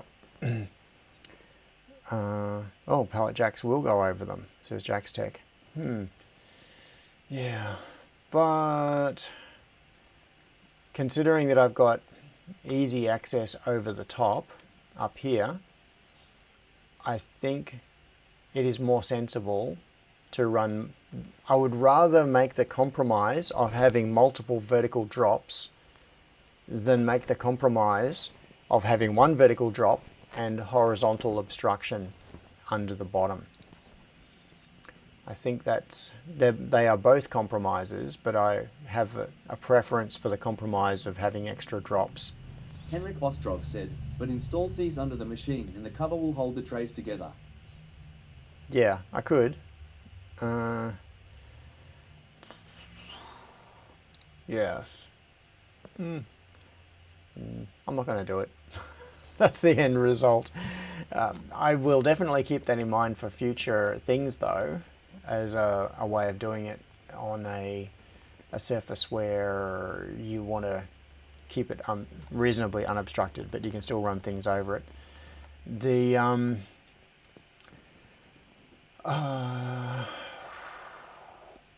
Yeah, I'm leaning towards multiple drops. The only issue is what to do about multiple airdrops. But I could do an airdrop at each location as well. When I get a stencil printer, I am also going to need compressed air for the stencil printer. So I'm going to need compressed air to at least 3 locations. The more I think about this, the more I wish that I had made a third stand and I was going to put the third machine on the line. No, I don't have room anyway. I just do not have the length to put that third machine actively on the line. Michael Wire says airdrop is an Apple trademark. Yep. Oh, what have we got here? So Henrik has just sent me another link. Can this flat cable speed up EV charger installation? Okay, so that's a link to a video. I won't click on that one now on the stream because I could be demonetized for doing that. But not that this video isn't monetized anyway. I should go. Scott Miller said, run a bigger airline full length with taps for each machine. Yeah. Keith, you're going. Bye. And also local air receivers. Yeah,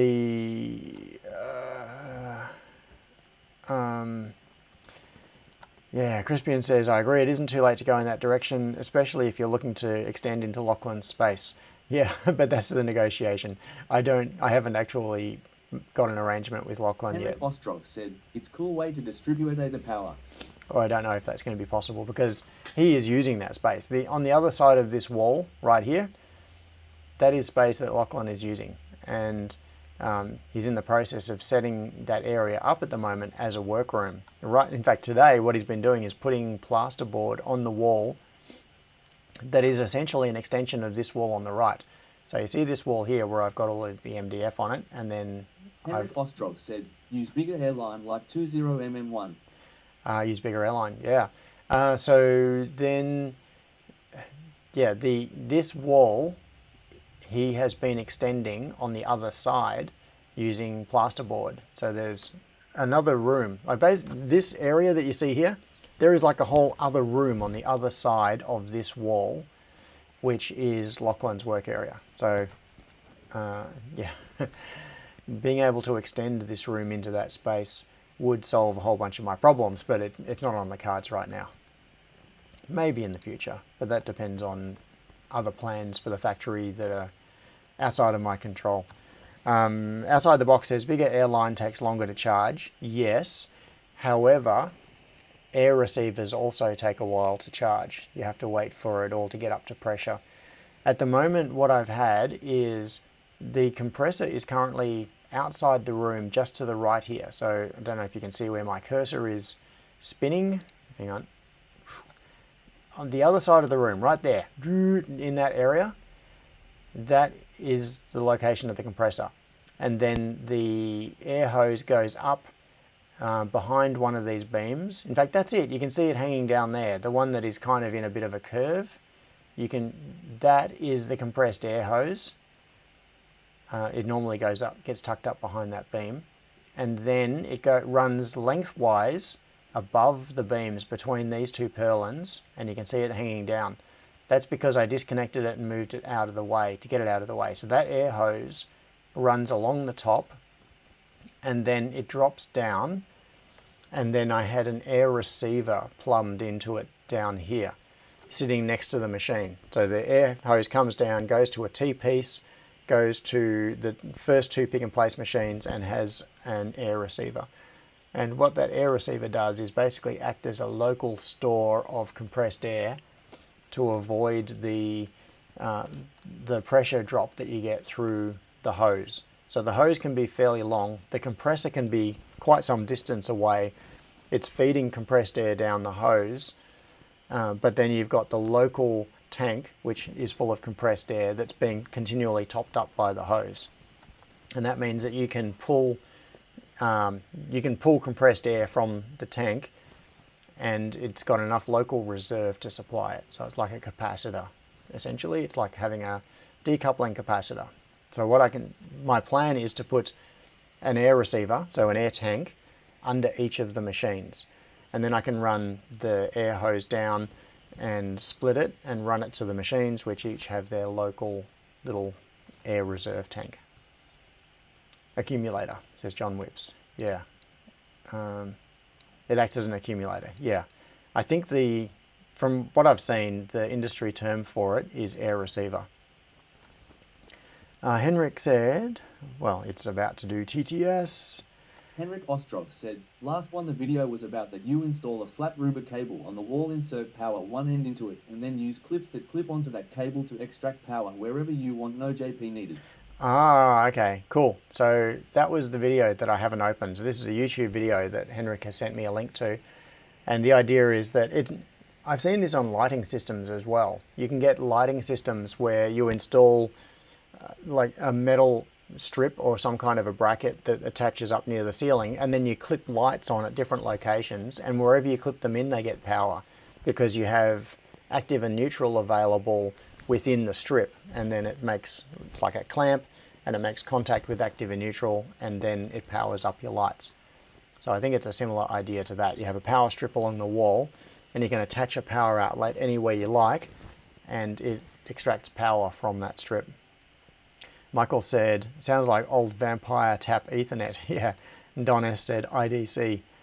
Scott says, not a reliable power line for machines. No. And the thing is that I need 3-phase. So the reflow oven down the back here, can you see it? yeah, see this cable that is kind of looping around, that is, it looks black here because it's in the dark. That's actually a bright orange cable. That is a 3-phase power cable, which runs to the reflow oven, which pulls 7.3 kilowatts when it is cranking on full load, running at full noise. So I need 3-phase going to that reflow oven, and then we need power going to each of the pick and place machines. Because I don't have an air compressor, I've been very tempted to take my staple gun and whatever thing I need to one of the petrol stations and borrow theirs. Take your staple gun to the petrol station? Okay. I don't understand. Maybe what you could do is get a tank and and pressurize it. You know, it's like when you fill up a scuba tank, you connect it to a compressor, which fills it and brings it up to a certain pressure, and then you disconnect it, and then you've got a tank of compressed air. Same sort of thing. You could do that for Henrik your. Ostrov said the Babel in that vid was 3-phase. Yeah. Oh. Henrik said it was 3-phase. Yeah, because that was for charging a car. That's right. It was an EV charging system. These machines do actually take a bit of power. And use their tire inflator thingo. Yeah, use their tire inflator. Yeah. You don't get a whole lot of pressure out of the tire inflators though. They only run up to like 45 psi or something.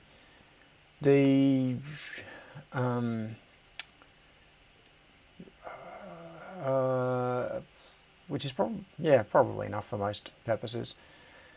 These machines, what are they running at? They're running at I'm running that at the moment at about 5.5 to 5.8 bar, somewhere around there. Certainly nothing like a scuba tank, which scuba tanks are typically rated and compressed to either 220 bar or 300 bar of pressure, which is a scary amount of pressure to have on your back. It's like you've got a bomb on your back, which is why they've got to be inspected every year.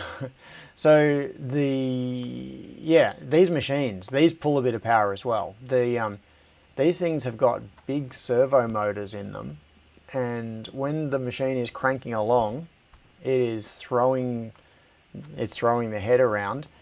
Those servo motors are sucking down a bit of juice. So yeah, they're only single phase. Like these machines are single phase. Said, just search word track lights. Track lights. Yes, that's right. Track lights. I'm not going to get into that now. I'm over time, so I really should be stopping. But yeah, each of these machines also does take a not insignificant amount of power. They're certainly not in the point where you're talking about 3-phase power requirements, but they're not nothing. They go into a standard 10 amp single phase power socket, and that is plenty. But yeah, they're still a reasonably significant amount of power per machine. Imogen Hand said, I could see myself blowing something up if I tried the lol. I should just get an air compressor lol. Yeah, you could blow something up. Donna says, have you trained any critters to snip the waste tapes? No, not yet. Oh, Chrome just crashed again. The Chrome, you might have seen my face go white. That's because the Chrome window just went white, and all of a sudden the monitor is throwing a whole lot of light onto my face. Why is Chrome being so unstable today? It's crashing just on the YouTube tab. All of the others are okay. Yeah. I'm going to have to do multiple drops, aren't I? That is what it comes down to. So I need to bring compressed air along the top and then split it off with T pieces, I think. Henrik so have an airdrop. Said, my Chrome crashed again earlier. Yeah. Why is that happening? I know I do have a lot of windows open, and then each of those windows has a lot of tabs, but still, I don't think I've seen Henry Chrome Ostrov said, crash. my Chrome crashed again earlier. I don't think I've seen Chrome crash for quite a while, and it's just happened twice in the last... back to live chat, just opening the chat again. Yeah, it's happened twice in this stream. But only in the tab that is running YouTube Studio. The rest of my browser windows are fine. Like this, it's all fine. Scott Miller said, Chrome exists to crash. John, look at what Austin DM'd to you just now. Oh, okay. Austin, what did you DM me? Oh, okay. Currently wearing... all right, I'm just going to open this. Open in browser. Bring it up Henry here. Ostrov said, just put a hand air pump beside the machine and a squirrel with walnut hanging in front of it. A hand air pump. Yeah. Forget air compressors. Just go with like a hand air pump and a squirrel. That'll solve the problem. This is looking cool. Malik said, mine did it because of a Discord update. Oh, Discord update. This is cool. Okay, hang on. Where's the comment that goes with this? Okay, so Tinker said I should send this. Feel free to show it on stream. Currently AFK and wearing hearing protection while using tools. Maybe even the tool that is in the stream. This is groovy. So this is like a little alcove. Is that a right angle there to a 45? So it looks like it's in the corner of a room, which has been blanked off with a monitor attached to it and a bench being built with space underneath with some conduit for some junction boxes there. There is a wall-mounted rack up on the right. Yeah, this is cool. So, Austin, I don't know if you can hear what I'm saying. It sounds like you can't at the moment because you're on the tools. But I want to know what this is. Is this part of your home automation setup? That's my guess, is home automation with a little bench. So there'll probably be a keyboard and stuff on here. Monitor on the wall so that you can... Yeah, that's cool. I like that. That is very neat. Wagon Loads said, can you make a universal plug that has AC and air in the same plug? Probably. But I don't need to. Scott Miller said, world's smallest server room. I would just make them independent. Okay, so what I need is air connections. Ideally what I need is air running along the top at... Austin, this is a really pretty picture. It's cool, but I'm going to move it off the screen because I just need to get back to this to show this.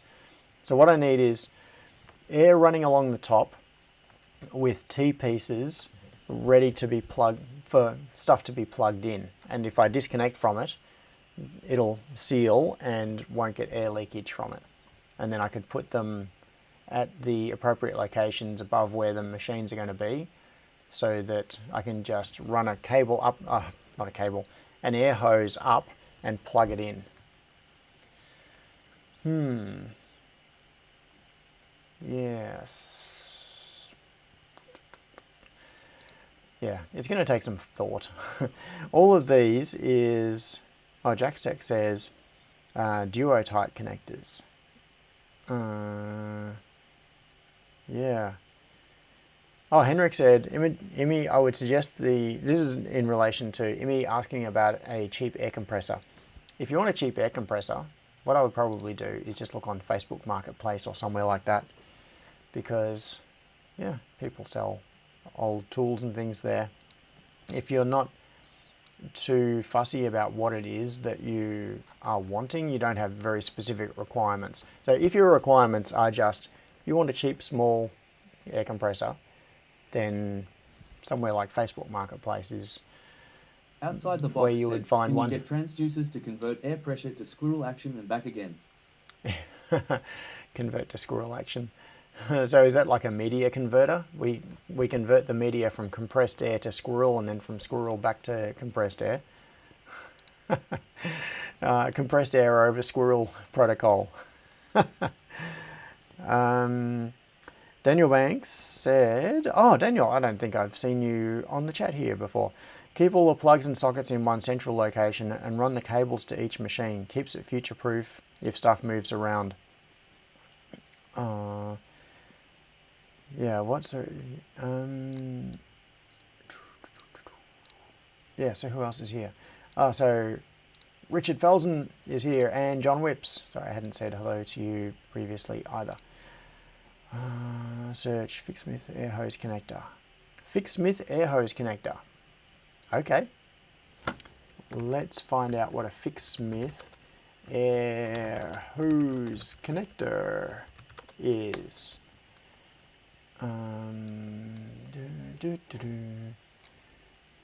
Fixsmith air hose connector.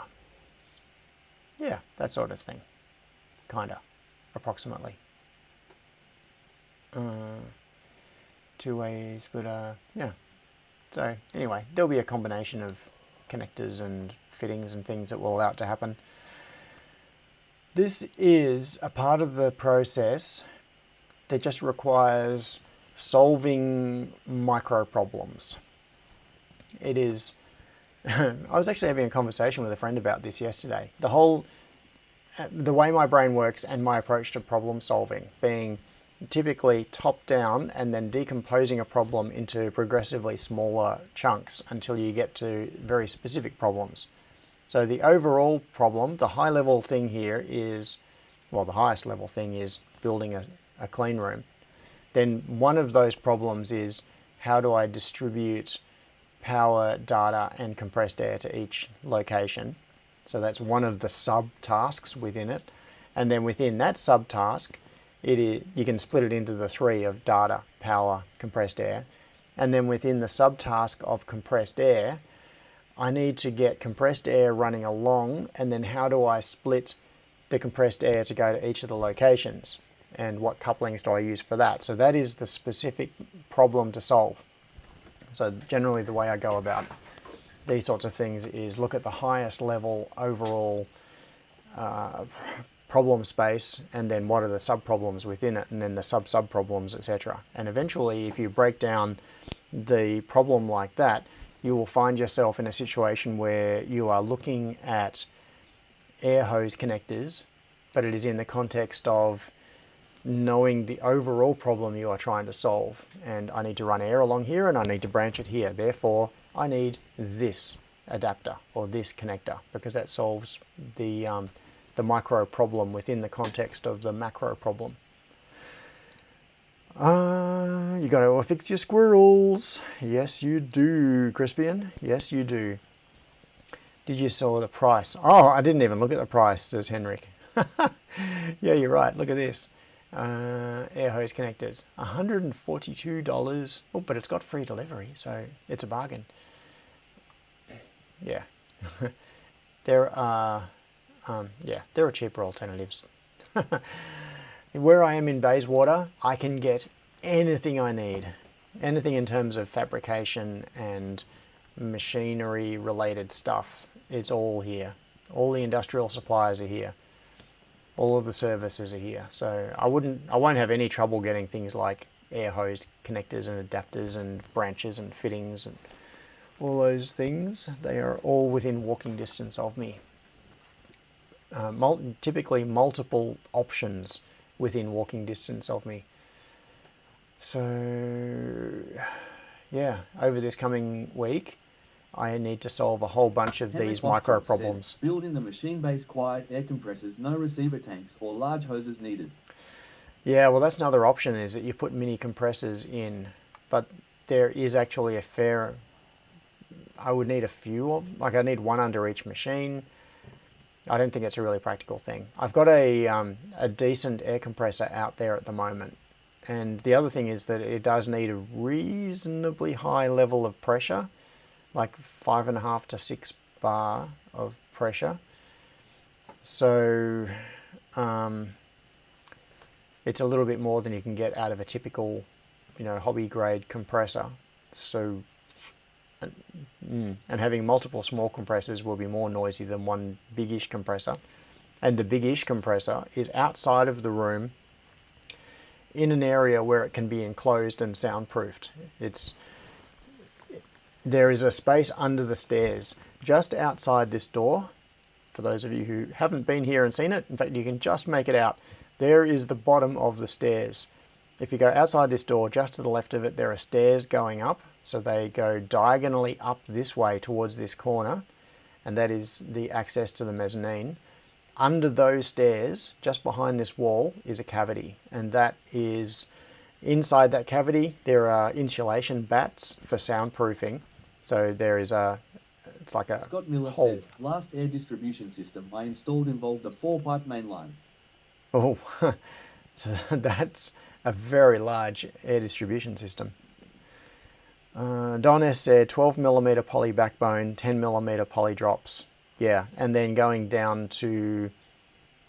Oh, Richard asked a very good question of how many litres, e.g. 100 litres, and what size compressor in cubic feet per minute do you need? Yeah, so that's the thing, is there is the pressure you need, and there is the effectively what becomes the duty cycle of the compressor. So if you have a compressor, I'm just going to make up some numbers.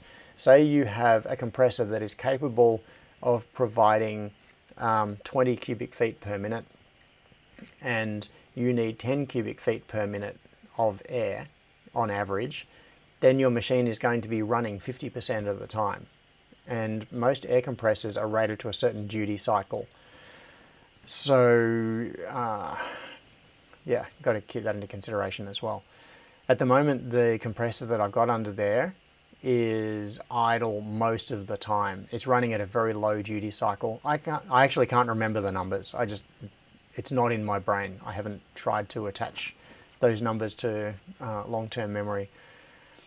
They're the sort of things that I care about when I care about them, and I don't care about it the rest of the time. Scott Miller said, big main lines act like accumulators. Yeah, good point, Scott. So big main lines act like accumulators. So if there is a mainline air distributor running along the ceiling space here, which is a reasonably big diameter, that acts like an accumulator, and then the droppers can be a little bit smaller. But I would still put an accumulator or a receiver in under each machine. Attach it to the chassis, or to the frame, and that way it has plenty of local air. There's a short hose that goes from the air receiver into the machine. It's only 400, 500 millimeters long. So it means the machine has got plenty of local compressed air reserve, and that reserve can be topped up over time by the air compressor. Okie dokie. I am going to go. I am tired of talking. Tired of talking. It's not, and don't take that the wrong way. Don't think I mean that I don't like talking to you all, because I do. It's great. I love it. But I am not a talky person normally, so it uses up my energy doing this. Crispian says I can feel a snooze coming on. What, a snooze for me or a snooze for you?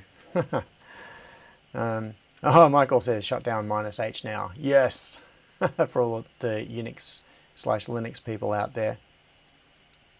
Jordan says if you do run your airlines across at the bottom, the machines also benefit from having each other's accumulators available. Yeah, that's true. And air hose is easily disconnected. So I'm not entirely sure if I want to distribute the air hose horizontally at the machine level or at the ceiling level. That is one of those decisions that I still need to make. Turn off the lights. Yeah. Okay, Jack Sec says, go recharge the spoons. Yes, thank you. Yeah, I am starting to get low on spoons now. I need to replenish my spoon supply. But thank you all very much for coming. In fact, before I go, what I need to do is figure out how to go, because I am running the dual OBS system right now, which means the stream is coming out of my second OBS instance, and I've got to find it. Where is it? Where is the OBS window? Oh, there it is. Okay, so the way I end the stream is rather more complicated than usual, but I will give this a go. Outside the box said, Uru. Uru! ALXA, turn the lights on. It's not. It got through the filter that time, but the command didn't wake up she who shall not be named. So instead, I am going to just have to say goodbye the old-fashioned way.